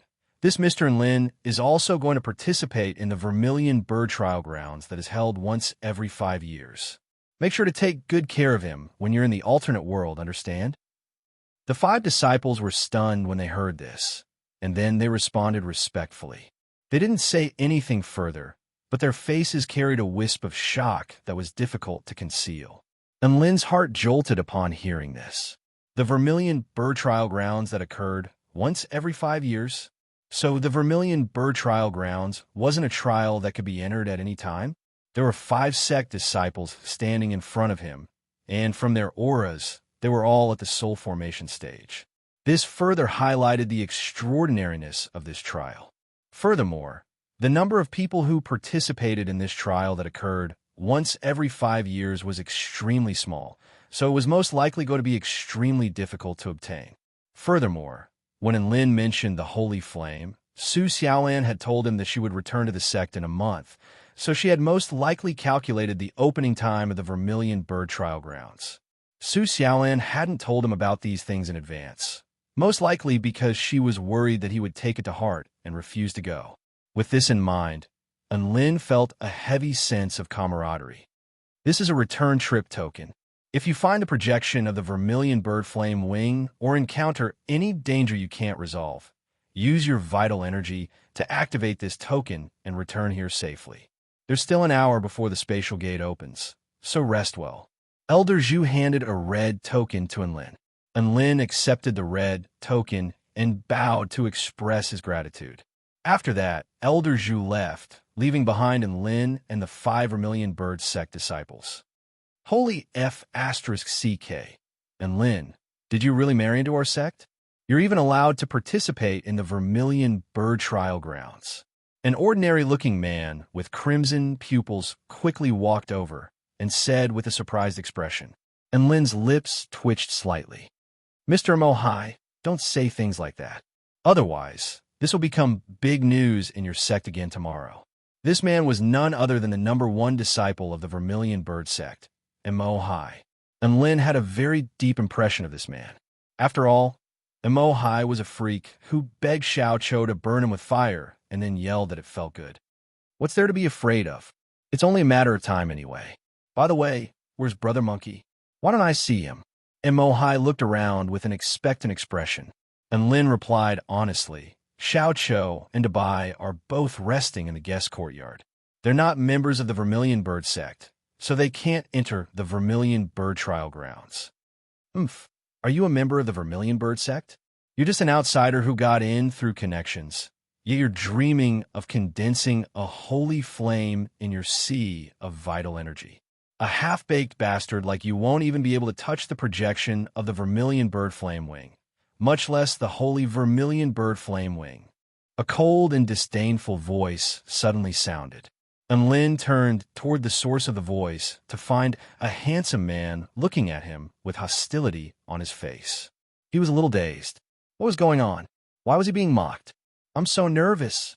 Should I retaliate? At this moment, Mohai spoke. Enlin, don't pay any attention to that man.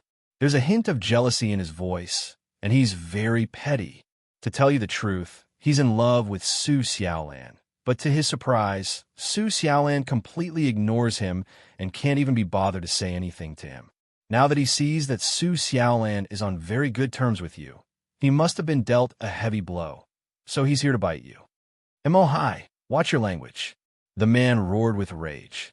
Brother Ji Yongfang, you're the one who should watch your language. Don't embarrass the Vermilion Bird sect. Mohai retorted. Enlin had an innocent expression on his face. What the hell was going on? Ji Yongfang liked Su Xiaolan, but was ignored by her, and now he was venting his anger on Enlin? He hadn't even done anything, yet he was being mocked by a certain villain? He and Su Xiaolan were just friends. In the spirit of building a harmonious society, he turned to Ji Yongfang with a benevolent expression. F***CK off. A piece of trash like you dares to covet my Dao partner? Why don't you take a piss and look at yourself in the mirror? You're a toad lusting after a swan. Do you know why Su Xiaolan is on good terms with me, but ignores you? That's because no one wants to talk to a pile of sh**t. She likes me, a divine jade that's filled with the beauty of heaven and earth, not a pile of sh**t like you. Enlin's voice was forceful, and it reverberated through the air like a clap of thunder. Mohai was dumbstruck, and his mouth gaped open. Ji Yongfang was also rooted to the spot, and his head buzzed. He had no idea what was going on. The other 3 sect disciples also stared blankly at Enlin, then at the dumbstruck Ji Yongfang. One of the male disciples couldn't help but burst into laughter. You got guts. Ji Yongfang's voice trembled, and he felt as if he had a mouthful of blood in his chest. No one had ever insulted him like this in his entire life. It does take a lot of guts to step on sh**t, and Lin nodded in agreement. Everyone was stunned when they heard this. Ha! Mohai finally couldn't help but burst into laughter. He patted Enlin's shoulder to express his admiration. "You're amazing, brother Enlin. When it comes to insulting people, I only admire you." The other two disciples came back to their senses, and they couldn't help but cover their mouths and laugh. Ji Yongfang gritted his teeth in anger, but he didn't know what to say. Enlin's mouth was like cannon fire, and he couldn't win against Enlin at all. If he wanted to make a move, he would definitely be punished by the sect. Ji Yongfang thought for a moment, and could only walk away with a sullen face. He still couldn't figure it out. Didn't he just say a word of mockery? How did it turn out like this? Enlin looked at Ji Yongfang's back with his hands behind his back and a calm expression on his face. He sighed, people are really not what they used to be, and the morals of the world are degenerating day by day. Chapter 410. Emohai slung an arm around Enlin's shoulder with a buoyant grin on his face. "Mr. Enlin, you sure are a passionate man. It's been a long time since I've seen someone insult someone in such a straightforward manner." Enlin shook his head in a modest manner. "Mr. Mohai, you're far too kind. I'm just a street sweeper in the sect. I clean up any place that's not clean." And Mohai faltered for a moment before a look of admiration appeared on his face. At this moment, a handsome male disciple made his way over and saluted Enlin. "I am Lu Jiaji of the Vermilion Bird sect. Greetings, Mr. Enlin." "Mr. Lu Jiaji, it's an honor to meet you." Enlin returned the salute with a gentlemanly salute. Mohai wanted to laugh upon seeing Enlin's reaction. The contrast was far too stark. Brother Lu Jiaji is a prodigy second only to me in the sect. He reached the soul formation stage at 26 and the soul formation intermediate stage at 32. He's a very powerful cultivator, Mohai introduced to Enlin. Lu Jiaji's lips twitched upon hearing this. He couldn't stand people like Mohai who would compliment themselves while introducing others. Enlin nodded excitedly upon hearing this. "That's indeed very impressive. I only reached the soul formation stage at 20. I'll be in your care in the future." Mohai, Lu Jiaji, by the way, Mr. Mohai was only at the half-step soul formation stage 2 years ago. "How old were you?" Enlin asked curiously. Mohai rolled his eyes. "Mr. Enlin, you're doing this on purpose, aren't you?" He reached the soul formation stage at 23. Lu Jiaji cleared his throat with a vengeful smile on his face. "Hee, now you know what it feels like to be flexed by someone else." Sigh. As expected of the number one prodigy of the celestial court, Enlin. "Only someone like you is worthy of junior sister Su Xiaolan." Mohai shook his head and sighed. "Oh, right. Su Xiaolan said that she's already condensing holy flames in her sea of vital energy. According to the rule that the Vermilion Bird Trial Grounds only open once every 5 years, doesn't that mean she came to the Vermilion Bird Trial Grounds 5 years ago? Why are you so late?" Enlin was a little puzzled. Mohai rolled his eyes at Enlin. "Fellow Taoist Enlin, are you addicted to striking people down?" Enlin blinked his innocent eyes. This time, he really didn't do it on purpose. Lu Jiaji explained with a smile. "Junior sister Su Xiaolan possesses an extremely pure divine phoenix bloodline. She doesn't need to look for the projection of the Vermilion Bird Flame Wing when she enters the Vermilion Bird Trial Grounds. Those flame wings will automatically float toward her, so the trial is not difficult or dangerous for her at all. She only needs to stand on the spot after she enters." Holy **T. So scary? That's practically cheating. Enlin's eyes widened in shock. Lu Jiaji smiled mysteriously at Mohai. "Actually, junior brother Mohai's bloodline isn't inferior to junior sister Su Xiaolan's divine phoenix bloodline. It's just that his bloodline isn't very compatible with the projection of the Vermilion Bird Flame Wing. However, after junior sister Su Xiaolan received Shun Yin's inheritance and successfully awakened her true dragon bloodline, she has fused the Dragon Phoenix bloodline and is slightly superior to senior brother Mohai. Perhaps in a few years, the number one prodigy of the Vermilion Bird Flame Wing will change hands." Mohai was at a loss for words upon hearing Lu Jiaji's words. He could only heave a forlorn sigh. "Senior disciple Lu, please don't say anything else. If worst comes to worst, I won't have to say things like, "You're second only to me" when I introduce you next time, all right? And Lin was listening intently and interjected, "If the two of you are so powerful, then what's Ji Yongfang's ranking?" Him. A disdainful expression appeared on Lu Jiaji's face. He's barely in the top 10 of the younger generation. He's just relying on the fact that his father is an elder. He reached the soul formation initial stage at 32 years old, and he's almost 40 years old now, but he still hasn't reached the soul formation intermediate stage. And Lin nodded with satisfaction upon hearing this. This type of person posed almost no threat to him. He then looked at the disciples on both sides of the otherworld gate and pointed at the tall and sexy woman who was wearing a snow-white tunic dress but had an indifferent expression like an ice beauty and asked, "Then who is she?" Even Emohai's interest was piqued this time. Her name is Shangguan Yi, and she's extremely talented. She reached the soul formation stage at 28 and the soul formation intermediate stage at 35. She's very powerful among the younger generation, but she's a weirdo. And Lin was curious. "Oh, how so?" "The entire sect is playing with fire, but she's the only one playing with ice." Emohai spoke with a peculiar expression. "And Lin, how admirable. This is a completely different kind of firework. It's a unique, clear stream. The problem is, who's going to teach her how to play with ice?" Lu Jiaji replied with a mysterious expression. "No one's going to teach her. She's self-taught. According to her, she'll be able to attain the true intent of the Tao of Ice just by watching us play with fire." And Lin swallowed nervously. What was a freak? This was what a freak should be. There's actually nothing wrong with that. If you guys go overboard and start a fire, she can still be a firefighter. And Lin chuckled. Lu Jiaji and Mohai. And Lin then turned to the last man. This man appeared to be around 15 to 16 years of age. His eyes were empty and soulless, and he looked up at the clear blue sky as if there was nothing around him that could attract his attention. Emohai introduced, "That man's name is Yang Yuan, and he's the #1 prodigy in the sect. He's already over 200 years old." And Lin was shocked to hear this. The #1 prodigy in the sect? He's already over 200 years old. Why is he only trying to condense the holy flame in his sea of vital energy now? Air. A complex expression appeared on Emohai's face.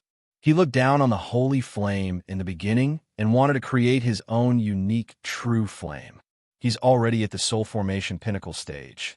And just as he was about to break through to the return to void stage, he discovered that he was missing a type of flame, which is why he came to participate in the Vermilion Bird Trial Grounds. He should become an elder of our sect in half a month's time. And Lin's eyes widened as he listened to this. He suddenly felt like there was a lot of flexing going on in life. He looked down on the holy flame of the Vermilion Bird. Would you believe that? Everyone was playing with fire, but she insisted on playing with ice. Would you believe that? A toad lusting after swan meat. Would you believe that? And Lin felt like he shouldn't be complacent. He should learn from these seniors and continue to create glory on his path to the pinnacle of life. Boom! Right at this moment, the crimson spatial gate suddenly began to tremor violently. The spatial passageway to the Vermilion Bird Trial Grounds has opened. Emohai exclaimed with excitement. At the same time, and Lin, Jiongfang, Lu Jiaji, Shangguan Yi, and Yang Yuan all turned to look at the spatial gate. The red ripples emitted a clear and crystalline light, appearing transparent and full of movement. Ji Yongfang shot a cold glance at Enlin before stepping into the spatial passageway.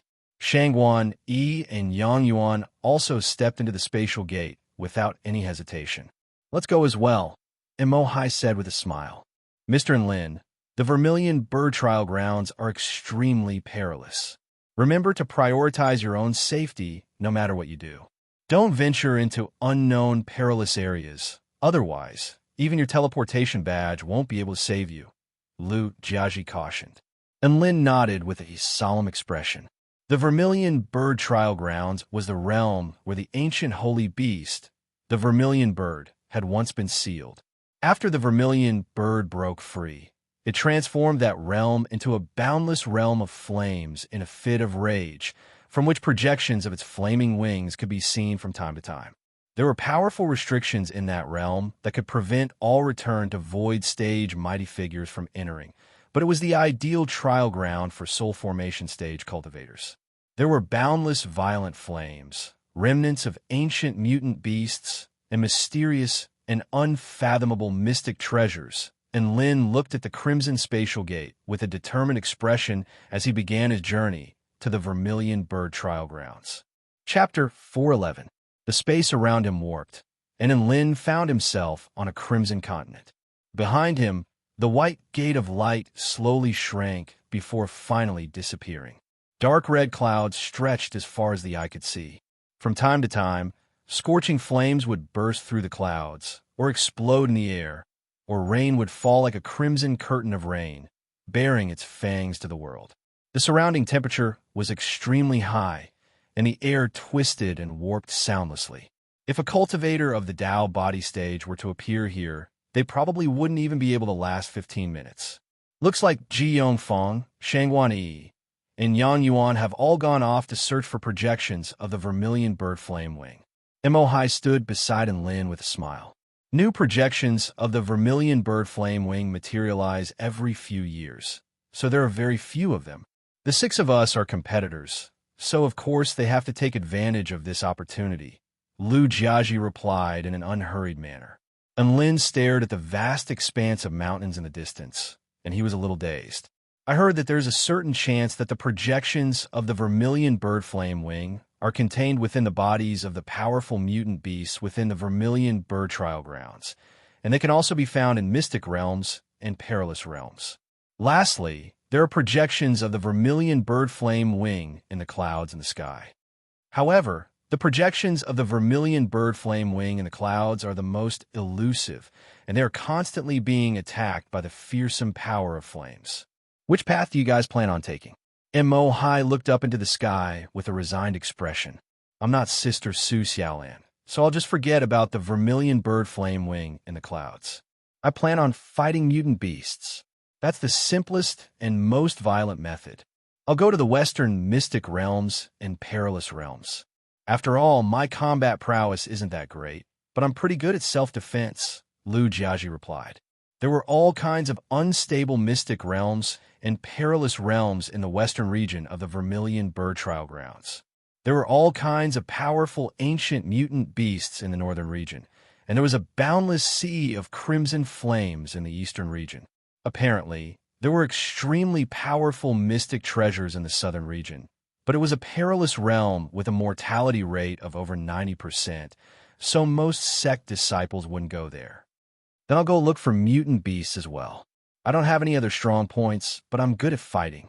And Lin hesitated for a moment before replying. Ha, that's great. I knew that fellow Taoist and Lin would prefer to travel with a number one genius like me. Mo Hai laughed heartily as he patted Lin's shoulder and said, Since I've agreed to Elder Zhu's request, I will definitely protect you. Let's move together. You can take the first Vermilion Bird Flame Wing. And Lin was a little touched as he looked at Mo Hai.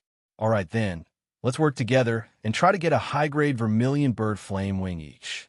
Of course, as a number one disciple of the sect's younger generation, I won't go back until I obtain the high-grade Vermilion Bird Flame Wing. Mo Hai's reply was also very firm. The projection of the Vermilion Bird Flame Wing was split into 3 grades: low grade, medium grade, and high grade. The higher the grade of the Vermilion Bird Flame Wing projection, the purer and more boundless holy flame energy one would receive when receiving the power of the holy vermilion flame. Then I'll take my leave first. I wish everyone a smooth journey. Lu Jiaji looked at the 2 people with high morale, smiled, and began to fly west on his sword. Mo Hai turned to Lin. Let's set off as well. All right. And Lin nodded before rising into the air atop his brick. Mo Hai wielded a crimson ancient saber as he rose into the air with Lin. The 2 of them transformed into 2 streaks of light as they flew toward the northern region of the Vermilion Bird Trial Grounds. And Lin looked down into the distance, searching for any mutant beasts that might appear. The mutant beasts that appeared here didn't have a clear cultivation base. The only way to gauge their strength was through the purity of their flames. These mutant beasts were all fire-type mutant beasts, spirit fire mutant beasts, earth fire mutant beasts, and heavenly fire mutant beasts. Mortal fire mutant beasts were the most ordinary mutant beasts and didn't have the projection of the vermilion bird flame wing within their bodies. Spirit fire mutant beasts had a certain probability of containing a low-grade projection of the vermilion bird flame wing within their bodies. Earth fire mutant beasts had a certain probability of containing a mid-grade projection of the vermilion bird flame wing within their bodies, and heavenly fire mutant beasts had a certain probability of containing a high-grade projection of the vermilion bird flame wing within their bodies. High's target was none other than the heavenly fire mutant beasts. Even though his cultivation base was only at the soul formation initial stage, he had already brought along a mystic treasure of the sect, so he was determined to obtain a heavenly fire mutant beast. Meanwhile, Enlin was trying to gather more holy flames in his sea of vital energy in order to feed and Kirin to his heart's content, so he also wanted to try and obtain a high-grade projection of the vermilion bird flame wing. Rumble, not long after, the ground suddenly began to tremor as if a wave of flames was approaching from a distance. Enlin looked down to discover a vast expanse of yellow flames sweeping toward them with an extremely powerful aura. Those are explosive flame rats that feed on earth fire. They're normal fire-type spirit beasts, so we can ignore them. High couldn't be bothered to look at them anymore as he turned his attention elsewhere. Enlin looked down with interest at the wave of flames that was approaching them. Hundreds of purple rats that were even larger than cows with their bodies burning with flames surged through the air like a moving carpet of flames. It was quite an interesting sight to behold. Enlin and High flew further and further away, encountering perilous situations such as dark flame winds and heavenly meteor flames. They were even attacked by a flock of flying flame birds, but they were all nullified by their powerful abilities. 2 hours later, they arrived at a cluster of majestic mountains. Each of the mountains here was several thousand meters tall, and some of them even reached into the clouds of flames, making it impossible to tell how tall they were. Boom! A violent explosion suddenly erupted between heaven and earth. A mountain in the distance suddenly erupted with a vast amount of crimson lava. A series of rocks covered in lava fell to the ground like balls of crimson fireworks, transforming the ground within a radius of several kilometers into a barren wasteland. Powerful mutant beasts usually reside in places with violent volcanic activity. Come on, let's go and have a look. High's eyes lit up upon seeing this, and he flew toward the direction of the erupting volcano on a saber. Enlin followed behind High, admiring the beautiful scenery that resembled the end of the world. The two of them drew closer and closer to the center of the erupting volcano, and in the end, they were less than 10,000 meters away from it. Wait, I see a black crystal flame python. High suddenly stopped flying and signaled for Enlin to descend slowly. The erupting volcano was still in progress, and a resounding boom reverberated throughout heaven and earth. However, the two of them descended soundlessly. High pointed toward a certain direction in the northeast, and he said excitedly, "Do you see that? There's a python that looks very similar to the rocks on the mountain halfway up the mountain 1.5 kilometers away." Enlin was initially confused, but he looked in the direction that High was pointing, and sure enough, he saw a black python over 1,000 feet in length coiling around the mountain.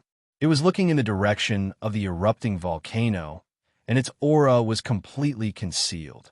Fortunately, High was extremely sensitive to the fluctuations of the aura of flames.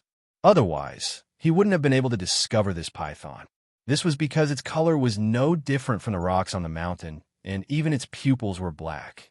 The two of them concealed their auras as they slowly approached. This black crystal flame python is an earth fire mutant beast, and its power is comparable to that of a soul formation stage cultivator. We can't act rashly. We have to plan carefully and find the right opportunity to strike, High said in a low voice. And Lin nodded with a solemn expression. All right.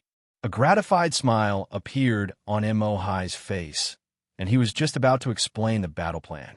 Bam! A violent sonic boom suddenly erupted. A figure with a pair of white wings of wind pierced through space at a speed that was inconceivable to the naked eye. The black longsword in its hand was shimmering with white winds, and it was exuding an astonishing sharpness. It covered a distance of several thousand feet in an instant. The black crystal flame python opened its eyes and looked toward a certain direction with shock and horror on its face. Black crystalline flames had only just erupted from its body when the oncoming streak of white light transformed into a dazzling white line that flashed through the air. Boom! The python's massive head was sliced in half, and blood gushed forth like a rain of flames as its life force was completely severed. And Mo-Hi looked at the figure with the wings of wind, and his mouth gaped open, but he was unable to utter a single word. Didn't they say they would take it slow? What happened to waiting for the right opportunity to strike? You're making me feel very awkward. And Lin turned around with a smile on his face. What do you think? My speed of lightning is not bad, right? And Mo-Hi's lips twitched slightly before he nodded with a hint of admiration. Mr. Lin, your speed of lightning is truly impressive. Chapter 412. You're far too kind, Mr. Mo-Hi. And Lin smiled lightly. This kind of situation had happened far too many times, so he was already used to it. And Mo-Hi made his way over to the black crystal flame python before slicing its body open with his saber. A ball of flames in the shape of a crimson wing burned brightly within the python's body. Pure flame power rippled outward, creating an invigorating sight to behold. You're quite lucky to have found an intermediate grade projection of the vermilion bird flame wing on the first Earth fire mutant beast. Here, and Lin, take it and absorb its energy. And Mo-Hi handed the flame wing to Enlin with a smile. The flame wing couldn't be stowed away into storage rings, so each person could only take one flame wing with them when they returned to the vermilion bird sect. Their target was the high-grade projection of the vermilion bird flame wing, so they naturally chose to absorb the energy of these low-grade flame wings. Enlin accepted the projection of the flame wing and activated an absorption spell technique to absorb the flame power within it into his body. The flame wing was imbued with an extremely vast amount of flame power that was comparable to the effect of a top-grade spirit pill. After absorbing the flame power from the flame wing, his eyes became extremely bright, and the 4 divine flames within his body all received a slight boost. This flame wing really is good stuff. If we continue to hunt mutant beasts here and absorb these flame wings, I'm sure we'll be able to make a huge breakthrough in the Tao of flame power. And Lin exclaimed. And Mo-Hi shook his head with a smile. Only you, Mr. Lin, would say something like that. All of our sect disciples risk their lives to come to this forbidden area, and we'd be thanking the heavens if we could obtain an intermediate grade projection of the vermilion bird flame wing. We wouldn't dare to treat this place like a hunting ground. And Lin's eyes lit up. Is there a time limit to the vermilion bird trial grounds? And Mo-Hi faltered slightly upon hearing this. The red teleportation badge can last for about 7 days. Once the time is up, the red teleportation badge will automatically teleport us back to the vermilion bird sect. Of course, we can also activate it earlier after we obtain the flame wing. Mr. Lin, you're not planning to keep collecting flame wings here, are you? This alternate world is far more dangerous than you and I can imagine. Over 20 soul formation final stage cultivators have perished here. Don't worry, I won't be staying here for too long. Let's continue hunting, and Lin said with a smile. If he couldn't stay for 7 days, he would stay for 6. And Mo-Hi heaved a sigh of relief when he heard that Enlin was no longer interested. He had now acknowledged Enlin's strength. If the two of them worked together, even if they encountered a heavenly fire exotic beast, they might be able to kill it without using that priceless artifact. If there were no accidents, he would be able to collect 2 high-grade fire feathers in 4 days. The two of them didn't waste any more time. They soared into the sky again and went deep into the mountains. Unknowingly, another 20 hours had passed.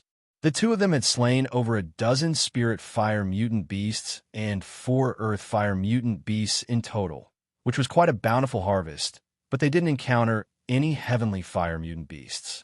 Wah! A crimson saber projection over 100 feet in length, imbued with terrifying flame power, tore through the white flame tiger's flame domain, instantly slicing its massive body in half. Emohai retracted his saber with a disdainful expression on his face. "You're just a little kitten. How dare you challenge me? What an ignorant fool."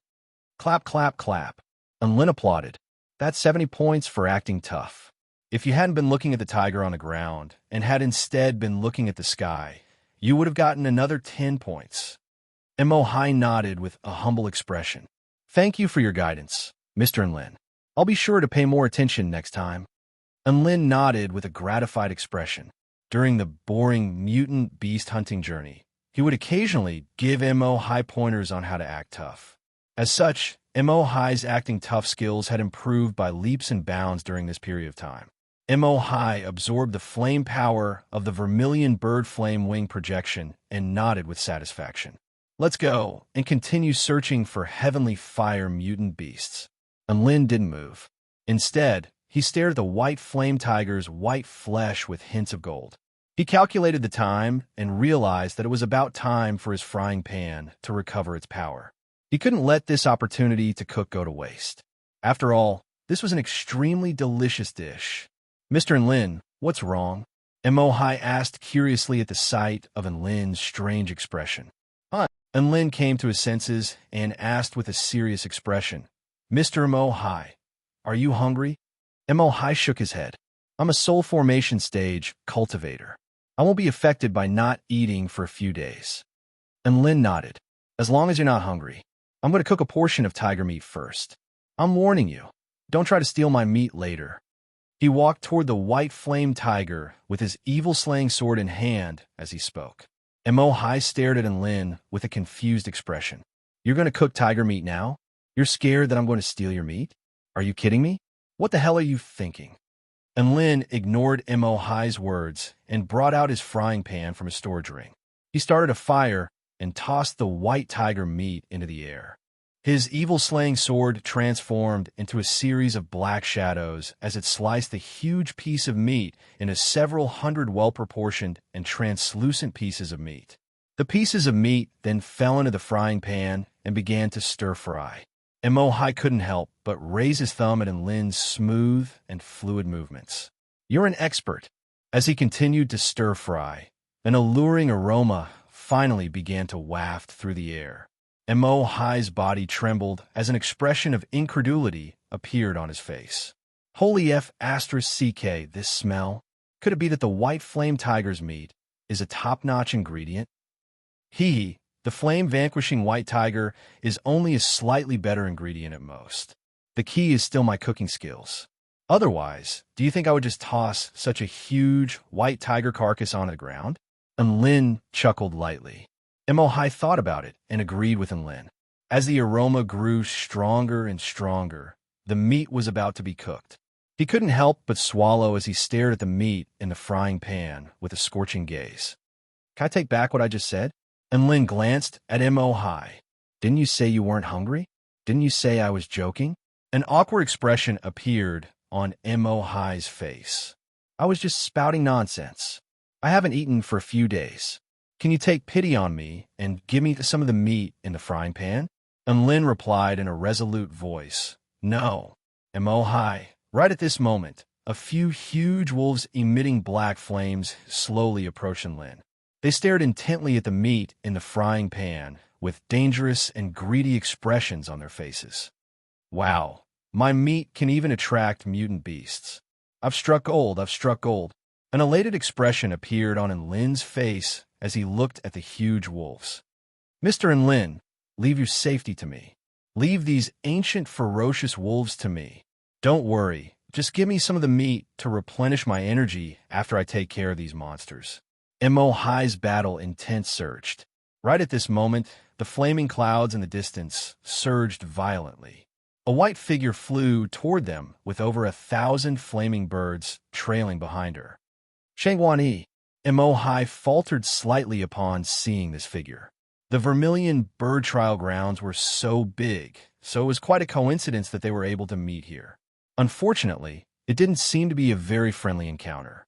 Behind Shangwan Yi, over 1,000 flaming birds surged toward them like a sea of flames, and their terrifying aura made it difficult for him to breathe. The six-winged golden flaming bird at the very front was a heavenly fire mutant beast. Mr. Mohai, Mr. Enlin, please help me stall these flaming birds for 10 seconds while I prepare a spell technique. Shangwan Yi's face was deathly pale as she transmitted her voice to Enlin from afar. Enlin was also dumbstruck for a few seconds. Holy F***, CK, Shangwan Yi, you're better at absorbing monsters than I am. Over 1,000 of them at once. An awkward expression appeared on Shangwan Yi's face upon hearing this, but she continued to fly toward Enlin and the others at an even faster speed. Enlin's heart throbbed with pain as he looked at the uncooked meat in the frying pan. If he were to stall now, then he would have completely wasted the opportunity to enhance the flavor of the frying pan. Fellow Taoist Emohai, you said that you'd protect me. I'm going to go ahead and leave the flaming birds to you. After you're done, I'll give you 1/3 of my meat. Enlin looked at Emohai with a solemn expression. Emohai almost blacked out upon hearing this. F***CK, one heavenly fire mutant beast level flaming bird, over 100 spirit fire mutant beasts, and over 1,000 normal fire mutant beasts. How is he going to defend himself? Mr. Enlin, I was just spouting nonsense just then. Can you just pretend I didn't say that? Emohai looked up at the flaming birds in the sky, and tears almost flowed from his eyes. Chapter 413. Shangwan, he was a little surprised to see that Enlin was still cooking. Mr. Enlin, aren't you going to help? Enlin rolled his eyes at Shangwan Yi. Can't you see that I'm busy? Shangwan, he was just about to say something when she suddenly caught a whiff of an extremely alluring aroma when she was only about 1,000 feet away from Enlin. It was no exaggeration to say that this aroma was an exotic aroma that whetted her appetite. She stared at the meat in the frying pan in amazement and immediately shut her mouth. Shangwan, he landed gracefully beside Enlin in a white dress. Then I'll have to trouble you to buy me 10 seconds of time, Mr. Emohai. Emohai had no choice but to stand in front of Enlin and Shangwan Yi with a golden disc in his hand. This disc was the sect's mystic treasure, the Phoenix Punishment Disc.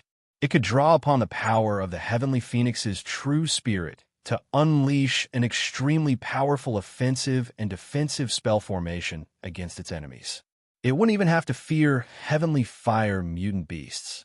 Even though the mystic treasure was very powerful, the energy within it would decrease every time it was used, so Emohai was quite reluctant to use it up. Enlin also pulled out his 2 Gundams from his storage ring. Mr. Mohai, I'll also assign 2 powerful helpers to you. They're at least as powerful as 4 Yongfangs. Shangwan, he was in the middle of chanting her incantation and almost forgot what she was supposed to say. Emohai's chest constricted as he spoke with a resigned expression. Big brother, do you have a vendetta against Ji Yongfang? He's not even here. How can you belittle him? I'm not belittling him. I'm just telling the truth. And Lin replied in an indifferent voice. Emohai. At this moment, the 6-winged golden flame raven and over 1,000 other firebirds were already upon them, and all of them were imbued with terrifying power. Phoenix Punishment Disc, True Spirit Defensive Spell Formation. A golden light flashed through Emohai's crimson eyes as he activated the power of the Phoenix Punishment Disc. A defensive formation expended a lot less energy than a killing formation. This flaming bird was Shangwan Yi's prey anyway, so he had no intention of using a killing formation. The cry of a phoenix resounded through the clouds, following which a massive golden barrier of light rose up from the ground. With Emohai at the center, it enveloped everything within a radius of 1,000 feet. Boom! Thousands of flaming birds crashed into the golden light barrier like a raging inferno, causing a deafening explosion. The fiery waves extended for over 1,000 meters, and the extreme heat melted the ground and turned everything into ashes. Countless ancient runes floated above the golden defensive array, and an ancient and desolate energy reverberated in the air, completely resisting the terrifying impact. At the same time, Shangguan held her long sword horizontally in front of her as a series of incantation seals flowed from her lips. The surrounding temperature suddenly plummeted as wind and snow began to fall. And Lin, who was stir-frying vegetables, was so angry that he almost cried. "I've finally prepared to cook the tiger meat, but you just froze it for me." "What do you mean?" Shangguan tapped her foot lightly onto the ground, and a blue snowflake pattern materialized on the ground before expanding for several kilometers to form a gigantic pattern that enshrouded all of the flaming birds within. Heavenly Ice Sword Formation, kill! Shangguan Yi's cold voice was tinged with killing intent as her long sword transformed into a streak of blue light that soared into the sky. Boom! A power that threatened to freeze all things erupted from the snowflake pattern, causing all of the flaming birds to falter in unison. The six-winged golden flaming bird looked up at the flying swords in the sky with caution in its eyes. The flying swords let loose a clear cry before splitting into 10 into 100, 100 into 1,000, over 1,000 ice swords exuding the power of extreme frost hovered in the sky, resonating with the snowflake pattern on the ground as they fell from the sky toward the flock of flaming birds with monstrous, killing intent. The battle between ice and fire had completely erupted at this moment. The violent flames of the flaming birds clashed with the ice swords, and a series of resounding booms erupted. Some of the flaming birds were pulverized by the ice swords, while others were pulverized by the flames of the flaming birds. The most powerful six-winged golden flaming bird was able to materialize over 100 flaming feathers with each flap of its wings, all of which were imbued with the power of flames before vanquishing the flying swords. However, right at this moment, the snowflake pattern on the ground suddenly glowed with a brilliant light as ice swords continued to materialize in the sky, and over 1,000 more swords appeared in the sky. With the power of the snowflake pattern, there seemed to be no end to the number of ice swords. Flaming bird corpses fell to the ground like raindrops, and over half of them were gone in just a few seconds. The six-winged golden flaming bird immediately flapped its wings and transformed into a flaming tornado as it fled. Shangguan Yi's expression darkened, and the snowflake pattern on the ground suddenly contracted as the boundless power of ice and snow converged to form a flying sword of over 1,000 feet in length. This flying sword of ice was the true killing technique. It flew toward the six-winged golden flaming bird like a bolt of lightning, and the blade of the sword appeared to be translucent under the light of the flaming bird's flames. The fearsome aura emanating from the sword made the feathers of the six-winged golden flaming bird stand on end. The six-winged golden flaming bird immediately unleashed a monstrous wall of flames as it tried to flee. However, the wall of flames was broken by a blue light a split second later. 2 seconds later, the flying sword of ice glowed with a brilliant light as it descended upon the flaming bird's body. Swish! The six-winged golden flaming bird's body was sliced in half, and its flaming blood splattered through the air before being frozen into round ice beads by the fearsome power of ice. At the same time, all of the flaming birds in the sky were slain by the sword formation. Emohai looked up at the earth-shattering sword strike and exclaimed in amazement, "What a powerful sword strike!" In terms of offensive power, Shangguan Yi is definitely the most powerful of our generation. He stowed the wind penalty disc away and looked toward Lin's direction to find that the two strange silver metal puppets were looking around with confusion on their faces. Emohai's lips twitched, and he couldn't help but ask, "These two idiots, are they the same as 4G Yongfeng?" And Lin shot a glance at Emohai. "Who told you to unleash your trump card right from the start? You didn't even give my Gundams a chance to shine." Emohai's eyes widened. Never would he have thought that Lin would be able to pin the blame on him. "I've never seen such a shameless person." A long sword flew back from the sky, and there was a projection of a golden flaming feather attached to the blade of the sword. Shangguan Yi's body swayed slightly, and her face was extremely pale, as if she had overexerted herself. However, a rare smile appeared on her face at the sight of the feather. The projection of a golden, flaming feather indicated that it was a high-grade projection of the vermilion bird flame wing. Mo Hai stared at the flaming feather in Shangguan Yi's hand with a hint of envy on his face. This was something that he had been desperately searching for. The flaming feather contained the aura of the vermilion bird, so it couldn't be stored in her storage ring. Hence, Shangguan Yi placed it in her pocket before extending a grateful bow. "Thank you, Mo Hai and Enlin, for your help. Please accept the 100 or so projections of the vermilion bird flame wing in the sky." Only then did Mo Hai and Enlin discover that there were over 100 projections of the low-grade vermilion bird flame wing floating in the sky. These projections were left behind by the spirit fire mutant beasts in the flock of vermilion bird flame wings. "Mr. Mo Hai, you contributed the most, so I'll give my share to you," Enlin said without even turning his head. Mo Hai rolled his eyes. "Should I be thanking you then? You're the hero who fought against the vermilion bird flame wings. There's no need to thank me. Hurry up and put them away. The projections of the vermilion bird flame wing are about to float away." And Lin smiled before snuffing out his divine flames. The stir-fried tiger meat was officially complete, and Lin raised his head to discover that Shangguan Yi was also staring intently at the meat in his pot, and he waved a hand at her. "Miss Shangguan Yi, do you want some meat to replenish your energy? Come over here." Shangguan Yi was initially going to decline in a reserved manner upon seeing Enlin waving at her, but she instinctively made her way over to him. The aroma of the meat was simply too alluring. "What kind of meat is this? It smells very unique."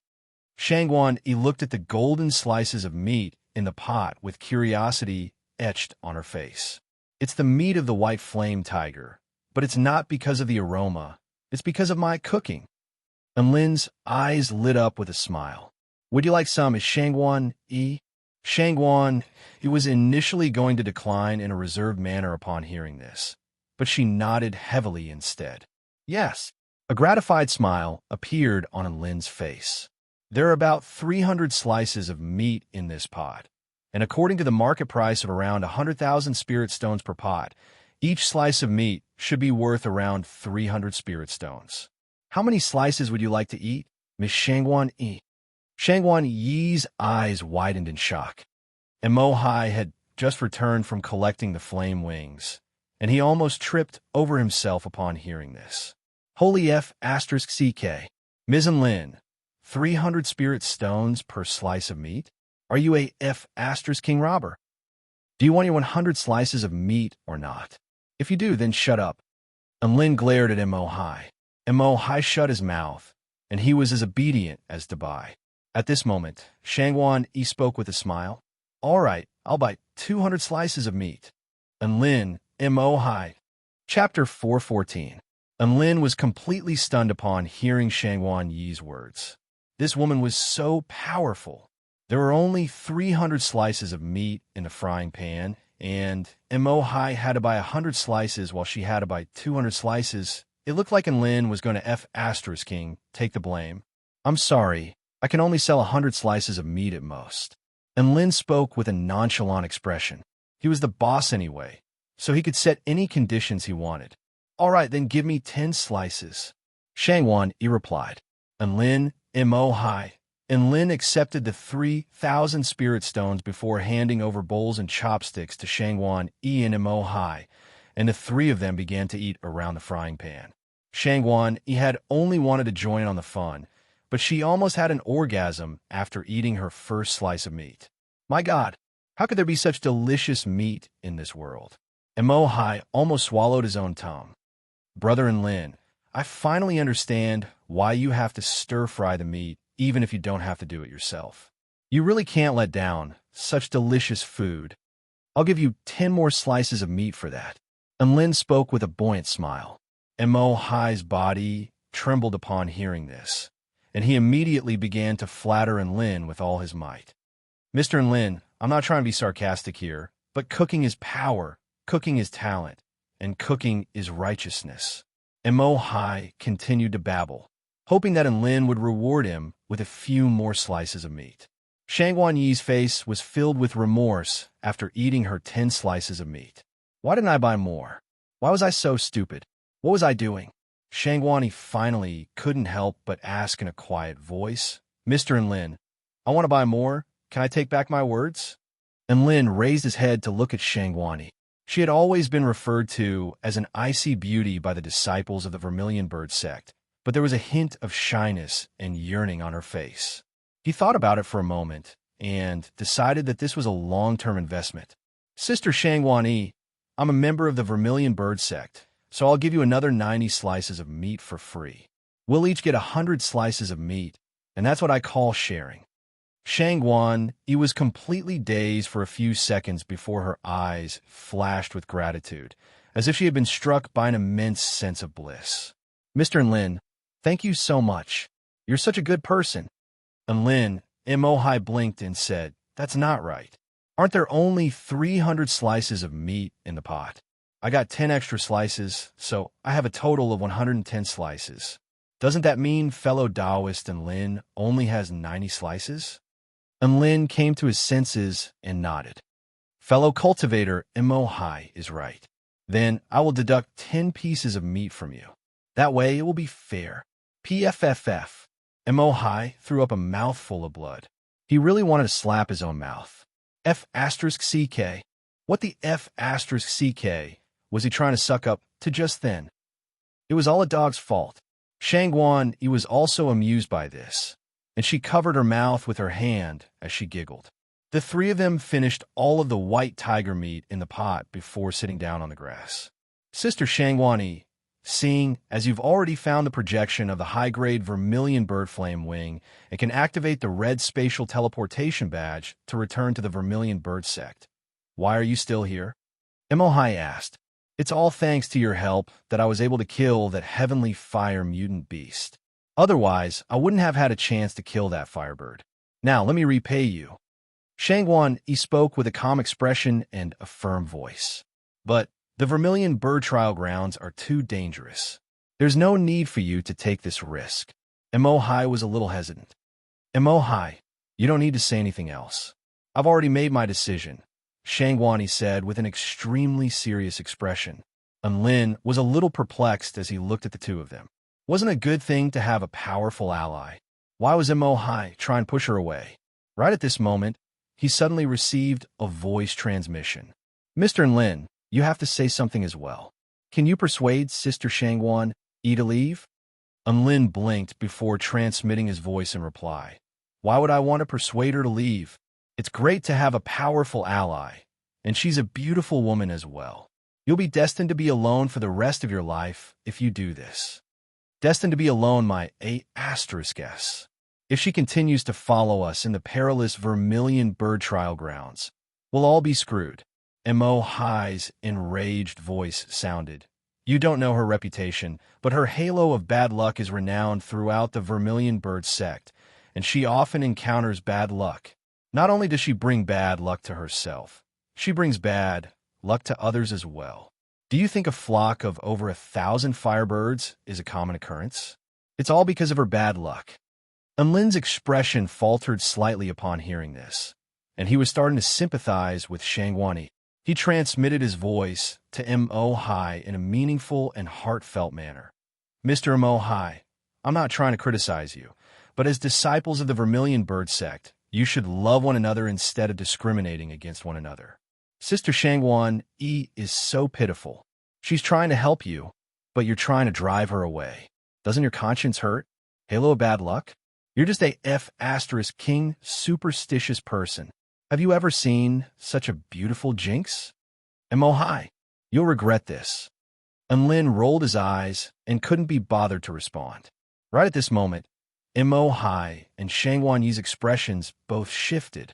They all took out a yellow divine talisman, and their faces became extremely solemn. What is it? Enlin's heart was also in his throat. If a core disciple encounters life-threatening danger nearby, the sect's divine seal will light up. From the looks of it, it's about 1,000 kilometers south of here, Shangwani explained. That's about 1,000 kilometers into the mystic Treasure Mountain range in the southern region of the Vermilion Bird Trial Grounds. Lu Jiaji has gone to the west, and Ji Yongfang doesn't have the guts to go south, so it can only be that Yang Yuan is in danger there, Mo Hai said with a grave expression. And Lin was a little perplexed. Don't we have teleportation badges? Can't we just teleport back if we encounter life-threatening danger? Shangwan, he heaved a forlorn sigh.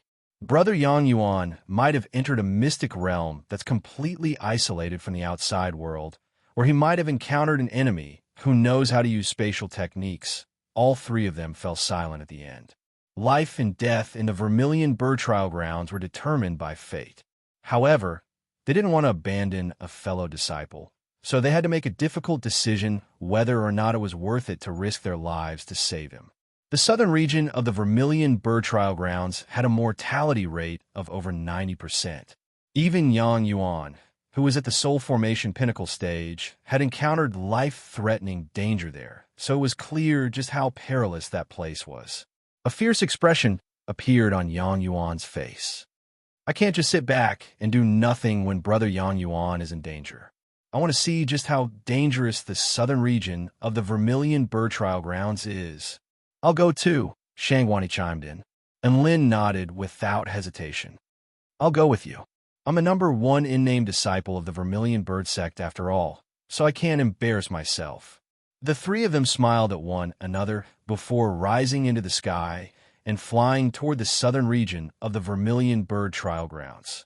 And Lin flew through the air atop his brick and looked down at the vast expanse of land in the distance with excitement in his heart. He didn't think that the development of this trial would force him to travel to the most dangerous place. Perhaps this was fate. However, his heart suddenly jolted, and he turned to look at Shangwan as a thought occurred to him. It couldn't be because of her, could it? No, it had to be a coincidence. Chapter 415. The three of them quickly flew toward the location where the divine talisman was being released. The light from the divine talisman hadn't dissipated, which meant that Yang Yuan wasn't dead yet. He was merely in a dire situation. Flaming clouds tumbled in the sky above, and a series of scorching flames suddenly burst forth toward Lin and the others, forcing them to immediately lower their altitude. Not long after that, several more flaming birds pounced toward Lin and the others. The three of them didn't really mind at first, but when there were over 100 of them, they couldn't afford to ignore them anymore. We can't let them gather again. Otherwise, there will only be more and more of them. Shangwan turned around and charged toward the flock of flaming birds with her long sword in hand. And Lin and Mo Hai also turned around and joined the fray. The three soul formation stage cultivators combined their powers, and the pack of normal fire mutant beasts and spirit fire mutant beasts was quickly wiped out. Oof. What a bunch of chickens that overestimate themselves. You dare to play a game of tag with me? Mo Hai hefted his crimson saber with a disdainful expression. Perhaps it's because they're too insignificant that they dare to challenge the might of Mount Tai. And Lin looked up into the sky with a lonely expression. Mo Hai's eyes lit up as he committed these lines to memory. Shangwan stared at the two of them with astonishment on her face. What are they doing? The three of them were held up by the flock of flaming birds for a while before continuing toward their destination. Not long after, the fiery clouds surged, and several more firebirds appeared in front of them, swooping toward them. Before there were over 100 flaming birds, they killed all of them again. Immediately afterward, a third wave of flaming birds arrived, and Lin and the others continued to kill them. After that, a fourth wave, a fifth wave, and a sixth wave arrived. Holy F***, why are there so many flaming birds in the Vermilion Bird Trial Grounds? And Lin couldn't help but complain. Shangwani blinked. Aren't there always a lot of flaming birds? I see them everywhere I go. They're like mosquitoes that fly out from the flaming clouds to chase after me. They're super annoying. And Lin, speaking of which, did we enter the same Vermilion Bird Trial Grounds? Why had Mo Hai and I only met the firebird once after walking for so long, but she was always with us? A thought rose in Lin's mind, and he couldn't get rid of it. How is it? Isn't it strange? Mo Hai's voice rang in his ears. Lin was completely speechless. He finally understood why Shangwan Yi was being chased by over 1,000 flaming ravens. Based on the frequency at which the blazing birds appeared, if they were not killed in advance, or if they were unlucky, they would be able to gather 1,000 birds in less than 2 hours. The three of them fought their way to the border between the north and south of the Vermilion bird trial grounds. There was a mountain range that stretched for countless kilometers from east to west and was over 30,000 feet tall. It was like a natural chasm that separated this continent from the rest of the continent, making it impossible to see what lay in the southern region of the Vermilion bird trial grounds. Lin and the others flew along the mountain wall. Suddenly, a huge gap appeared in the layer of fire clouds in the sky. Endless flames rained down from the sky like a waterfall, covering the space within 1,000 meters. The three of them were dumbfounded. There was such an attack? The flames were falling in extremely fast speed, and there was no way for them to escape. Lin reacted the quickest, and his black brick immediately expanded in size as he positioned himself above them. "Come over here. This brick can keep it at bay." Mo Hein, Shangwan Yi hurriedly flew over as he yelled. Boom! The black brick continued to descend from the terrifying impact, and flames seeped down from the edge of the black brick, making the three of them feel extremely uncomfortable. Shangwan Yi and Mo Hai both unleashed defensive techniques to keep the terrifying heat at bay. The flames continued to fall for a few minutes before subsiding. Thankfully, the black brick was extremely heat-resistant, so the three of them were able to escape unscathed. "Mr. Lin, I didn't think that this brick of yours would be so useful." Shangwan Yi appraised the black brick with lingering fear in her heart. "Of course, it's very ugly, but it's very useful." Lin replied with a smug expression. Mo Hai looked up into the sky to find that the terrifying crack in the clouds had already disappeared. The dark red clouds had also become a grayish-black color, as if they had been completely depleted. He said, "Time is of the essence. Let's continue." Lin and Shangwan Yi nodded, and the three of them continued to ascend into the air. They didn't encounter any mishaps this time, and the three of them successfully passed through the tall mountain range. Lin looked into the distance to find that the sky here was no longer dark red.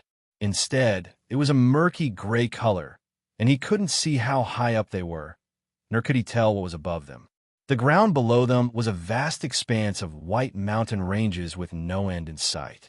This was an extremely barren white color with no plants to be seen. A series of scorching red rivers of flames surged through the mountain ranges like the veins of the earth, creating a stark contrast in color. Lin and the others continued onward after a brief glance. Not long after that, over 1,000 gigantic crimson bats appeared before them, and all of them bared their fangs as they pounced toward them. There were also a few earth fire mutant beasts and a dozen or so spirit fire mutant beasts mixed among them. "There are too many of them. Let's run." Mo Hai knew that this was not the time to be wasting time with mutant beasts, and he immediately suggested that the bats couldn't fly as quickly as they did. Lin and Shangwan Yi didn't have any objections, and they sped up as quickly as they could. However, they had only traveled a few kilometers before they crashed into a certain mystic realm with strange winds. These winds were omnipresent and constantly sapped away their energy. If they were to stay here, they would be ground to death within 15 minutes. Thankfully, Shangwan Yi discovered where the eye of the wind was and destroyed it, thereby allowing the three of them to escape. Then, he continued flying for another quarter of an hour before he inexplicably plunged into a poisonous domain. This type of poisonous mist obscured their vision, and even though Lin had his evergreen technique, he was only just barely able to prevent the poison from seeping into his body. As for Mo Hai, he had unleashed his domain to protect himself, but the poison still didn't manage to seep into his body, causing his skin to turn blue and his body to spasm uncontrollably. Thankfully, Shangwan Yi was able to accurately pinpoint the source of the poison through the flow of the poisonous mist and killed the 10 earth flame venomous spiders, thereby allowing the three of them to escape. In the end, they also obtained 10 8th-grade golden immortal fruits from the earth flame spider's nest. Shangguan Yi took 4, while Enlin and Mo Hai each took 3. Enlin and Mo Hai were both very impressed by Shangguan Yi's ability to deal with perilous situations, and Shangguan Yi expressed that she was already used to it. Tears welled up in Enlin and Mo Hai's eyes upon hearing this. She was so strong. The three of them finally escaped from the poisonous mist domain, but they didn't even have a chance to catch their breath before they discovered over 1,000 terrifying mutant beasts migrating toward them. They were only about 1 kilometer away from each other, and they naturally encountered one another.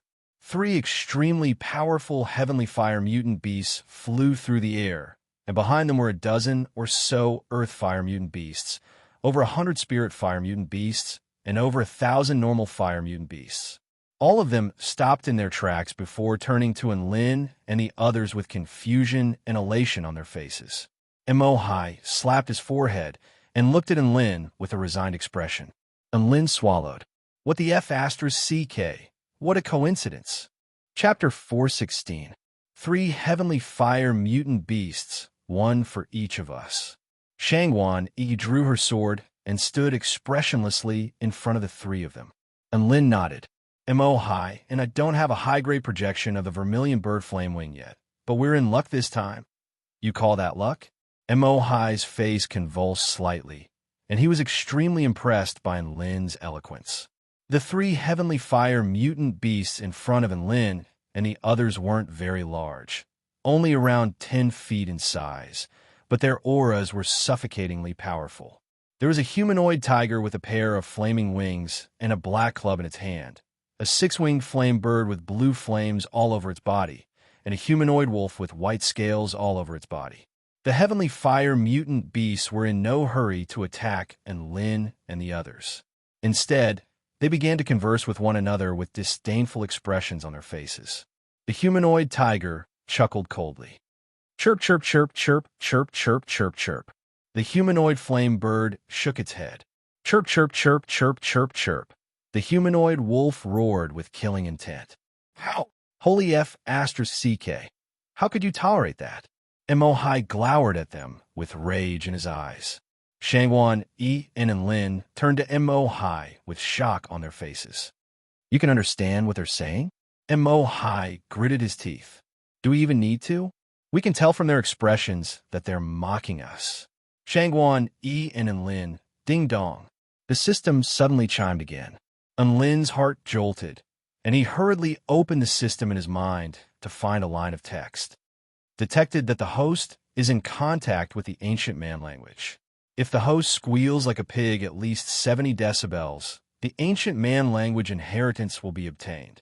F***CKU. Enlin let loose a torrent of abuse. Shangguan Yi and Mo Hai both turned to look at Enlin upon hearing Enlin's enraged roar.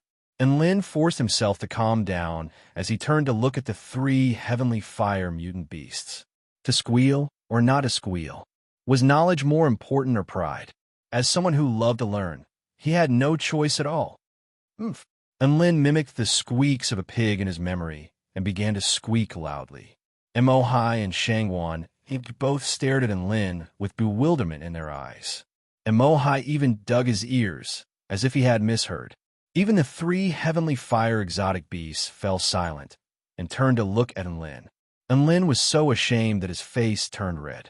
He also realized that the system had not notified him that the quest had been completed. Wrong pronunciation? Oh, he shouted again, but the system did not respond. Olo goo goo, woo woo, fellow Taoist Enlin, are you all right? Mo Hai's expression was very interesting. He didn't know whether to laugh or worry. Could it be that his mind is in a state of disarray due to the spider's poison mist? Shangguan Yi's brows furrowed with uncertainty. Enlin was about to collapse. He looked at the 2 people beside him with a pleading gaze and said, Which one of you can squeak like a pig?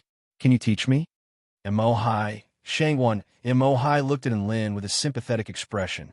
Mr. Enlin, you have to understand that you're a human, not a pig. Don't get it wrong. Shangguani pulled out a green pill from her storage ring and handed it to Enlin with a nervous expression. Mr. Enlin, this is an antidote. Hurry up and eat it. I'm not poisoned. Enlin's chest constricted as he explained. I'm learning an ancient man language, which is the language of the heavenly fire exotic beasts. I need to use the correct sound of a pig to activate it. Teach me how a pig squeaks. Emohai's lips twitched. Mr. Enlin, even if you're not an idiot, you can't treat others like idiots. Glug glug. A refreshing sound suddenly sounded. Enlin and Emohai both turned to look at Shangguan Yi. A faint blush appeared on Shangguan Yi's face as she spoke in a low voice.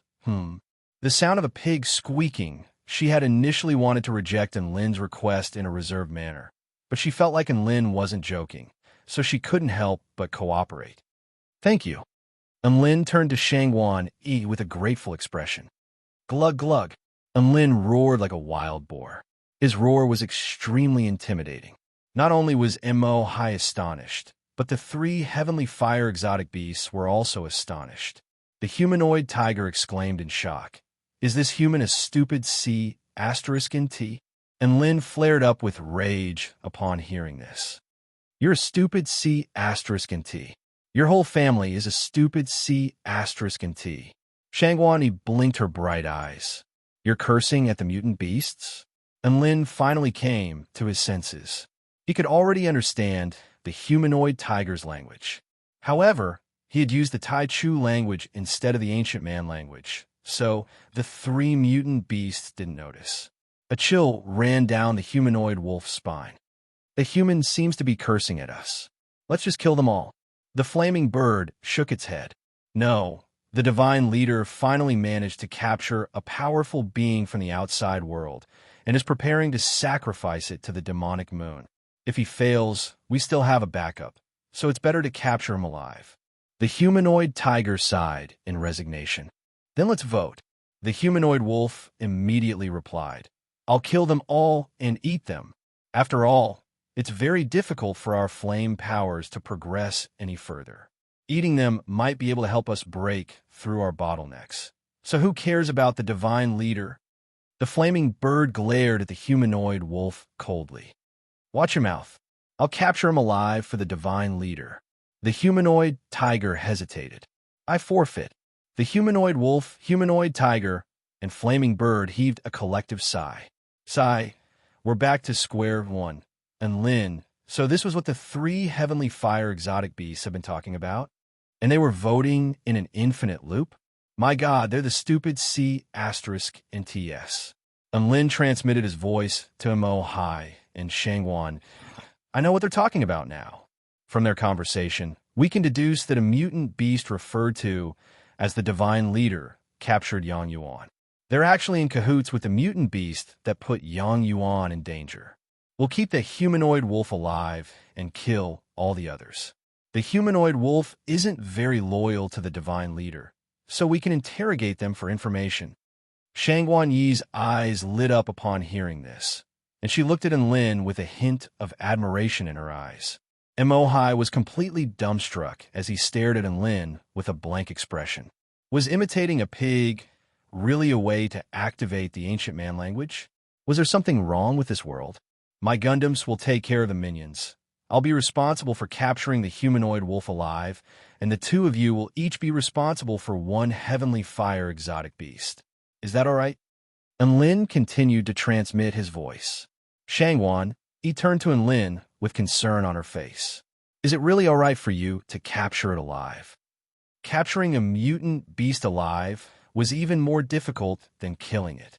One had to completely suppress the mutant beast in order to do so. Emohai replied with a calm expression, Sister, don't underestimate Enlin just because he's only at the soul formation initial stage. He's more powerful than I am. Enlin raised his chin slightly as the wind ruffled his white robe. He smiled confidently. Trust me, it's just capturing a puppy. It'll be a piece of cake. Chapter 417. Just as the three heavenly fire mutant beasts were still bickering with one another, Enlin and the others sprang into action. Shangguani charged toward the six-winged blue flame bird, leaving a trail of ice and snow in her wake. Mo high charged toward the humanoid tiger with his crimson saber slung over his shoulder, and his entire body transformed into a streak of crimson light. The two Gundams transformed into streaks of white light as they charged toward the army behind the heavenly fire mutant beasts. And Lin also flew toward the humanoid wolf with his evil slaying sword in hand, but his aura was withdrawn as if he were preparing for something. The three heavenly fire mutant beasts burst into laughter upon seeing that the humans were attacking them instead of running away. The humanoid tiger waved its black staff with a monstrous aura. Ignorant humans, I, the Black Lotus Tiger God, will show you what true power is. I don't care what you do. I'm going to eat all of these humans. A bloodthirsty smile appeared on the humanoid wolf's face as its claws suddenly elongated to a length of 3 feet. White flames revolved around its claws, which glowed with a cold light. The six-winged blue flame bird remained silent as it pounced toward Shangguani. Boom! The powerful power of frost clashed with the blue flames, transforming the space within a radius of several thousand feet into a world of ice and fire. The saber in Mo Hai's hand clashed with the humanoid tiger's black staff, and the resulting shockwaves pulverized everything within a radius of over 1,000 feet. The humanoid wolf licked its sharp fangs as it looked at the oncoming Enlin. From the looks of it, you're the weakest among the three of them. It's been a long time since I've eaten meat, so I'll make you my first meal. It swiped its claws toward Enlin from afar, and a few white flaming blades of wind shot forth from its claws. The flaming blades of wind increased in size as they traveled, and when they reached Enlin, they were already over 1,000 feet in length, leaving several bottomless trenches in the ground below. Enlin looked at the blades of wind and evaluated the power of the attack in his mind. It was about as powerful as an attack from a soul formation final stage cultivator. He might not have been able to defend himself when he was only a spirit-nurturing final stage cultivator, but he was already a soul formation stage cultivator now. And Lin slashed his evil-slaying sword toward the humanoid wolf in the distance. An extremely pure black sword ray streaked across the sky and slashed at the white flame wind blades. The werewolf was looking expectantly at the scene of Enlin being sliced and roasted by the wind blades, but what he saw was an extremely shocking scene. The black sword projection sliced the wind blade in half, then slashed toward the white-scaled werewolf with unstoppable force. Roar! The werewolf's entire body burst forth with power, and the ground caved in to form a large crater. His body shot into the sky at extreme speed, evading that terrifying sword slash. However, right at this moment, a bolt of heavenly lightning descended from the sky. It was so fast that the werewolf couldn't react at all. Boom! The golden lightning struck the werewolf's head with overwhelming might, and the terrifying energy exploded, charring its entire body and causing thick black smoke to rise from it. After experiencing the golden void lightning tribulation, and Lin's lightning manipulation technique and lightning amplification technique could already imbue his lightning with a hint of the might of golden void lightning. Are you going to surrender or not? Enlin suddenly asked. The werewolf was already a little dazed by Enlin's power, and its body trembled with shock upon hearing this. You know the Ancient Man language? I didn't know the Ancient Man language. I'll ask you again, are you going to surrender or not? Enlin replied in an indifferent voice. How? You want me, the white-scaled wolf god, to surrender? Dream on. The werewolf roared with rage, and its white scales trembled slightly as its aura surged violently. A suit of white flaming armor appeared over its body, and its sharp claws glowed with an extremely dazzling light. Bam! The werewolf stomped through the air, sending shockwaves surging for over a kilometer. Its body broke through the speed of sound to reach Enlin in the blink of an eye, and its sharp white claws descended with earth-shattering might. Sigh! The sharp claws had already descended upon Enlin, tearing his body into several pieces. Boom! The werewolf's claws also tore through the ground, creating 5 gashes that extended for several hundred meters. The werewolf was just about to rejoice when he suddenly discovered that his torn body had actually turned into white mist and dissipated. Mist immortal technique. The hair on the werewolf's body stood on end as an extremely powerful sense of impending doom engulfed its entire body. It was just about to turn around when the black sword projection had already descended upon it. Heaven and earth dimmed with a single sword strike. The inky black sword blade tore through the werewolf's flaming armor, sliced open its extremely tough white scales, and engulfed the ground in a radius of over a kilometer. Ow! The werewolf howled in agony as it hurtled back in retreat with an expression of shock and horror. Blood splattered through the air, and a thick arm had already fallen to the ground. "Are you going to surrender or not?" And Lin's voice was like a frosty gust of wind, causing the werewolf's hair to stand on end. An expression of horror appeared on the werewolf's face for the first time. This human was far too terrifying. Prior to the battle, it had thought that this human's aura wasn't very powerful, and that he would be the weakest among the three of them. But now, it looked like he was the weakest. It didn't even have a chance to touch this human before it was crippled. From the looks of it, even the three heavenly fire mutant beasts might not be able to defeat him. Not going to say anything? Then let's continue. A white light flashed through Lin's eyes. Ow! The werewolf howled to bolster its courage, and it gathered its divine sense as white flames soared into the sky, melting the ground within a radius of over 100 meters with its terrifying temperatures. Ghostly wolf pounce. The humanoid wolf stepped forward, and it was as if his body had transformed into a white meteorite as he hurtled toward Lin, incinerating everything in his wake into ashes. And Lin's eyes narrowed. This attack was comparable to an attack from a cultivator at the soul formation pinnacle stage, and he would most likely be injured if he took it head-on. A pair of wings suddenly spread open on his back, and he flew into the sky at an extremely fast speed. To his surprise, a cruel smile appeared on the werewolf's face. This was an attack that had been unleashed by burning its blood essence, and its speed was even slightly faster than in Lin's wings of wind. It followed Lin into the sky, and the distance between them drew closer and closer. Boundless flames erupted from its sharp white claws as it prepared to unleash its most lethal attack. Die! It roared as it lashed out with its claws, and the space around it tremored as heaven and earth paled in comparison. And Lin's expression remained unchanged as he looked at the werewolf. However, heaven and earth suddenly dimmed. Within the boundless darkness, the white-scaled werewolf's body was struck by the agony of being torn to shreds. Ow! The white-scaled werewolf howled with anguish. When light returned to heaven and earth, the sharp claws had already torn through the dark clouds, revealing 5 holes that extended for over a kilometer each, but Lin was nowhere to be seen. The werewolf turned its head with difficulty to discover that Lin had already appeared behind it. Splat! Over 100 sword wounds suddenly appeared on the werewolf's body, for which blood splattered into the air.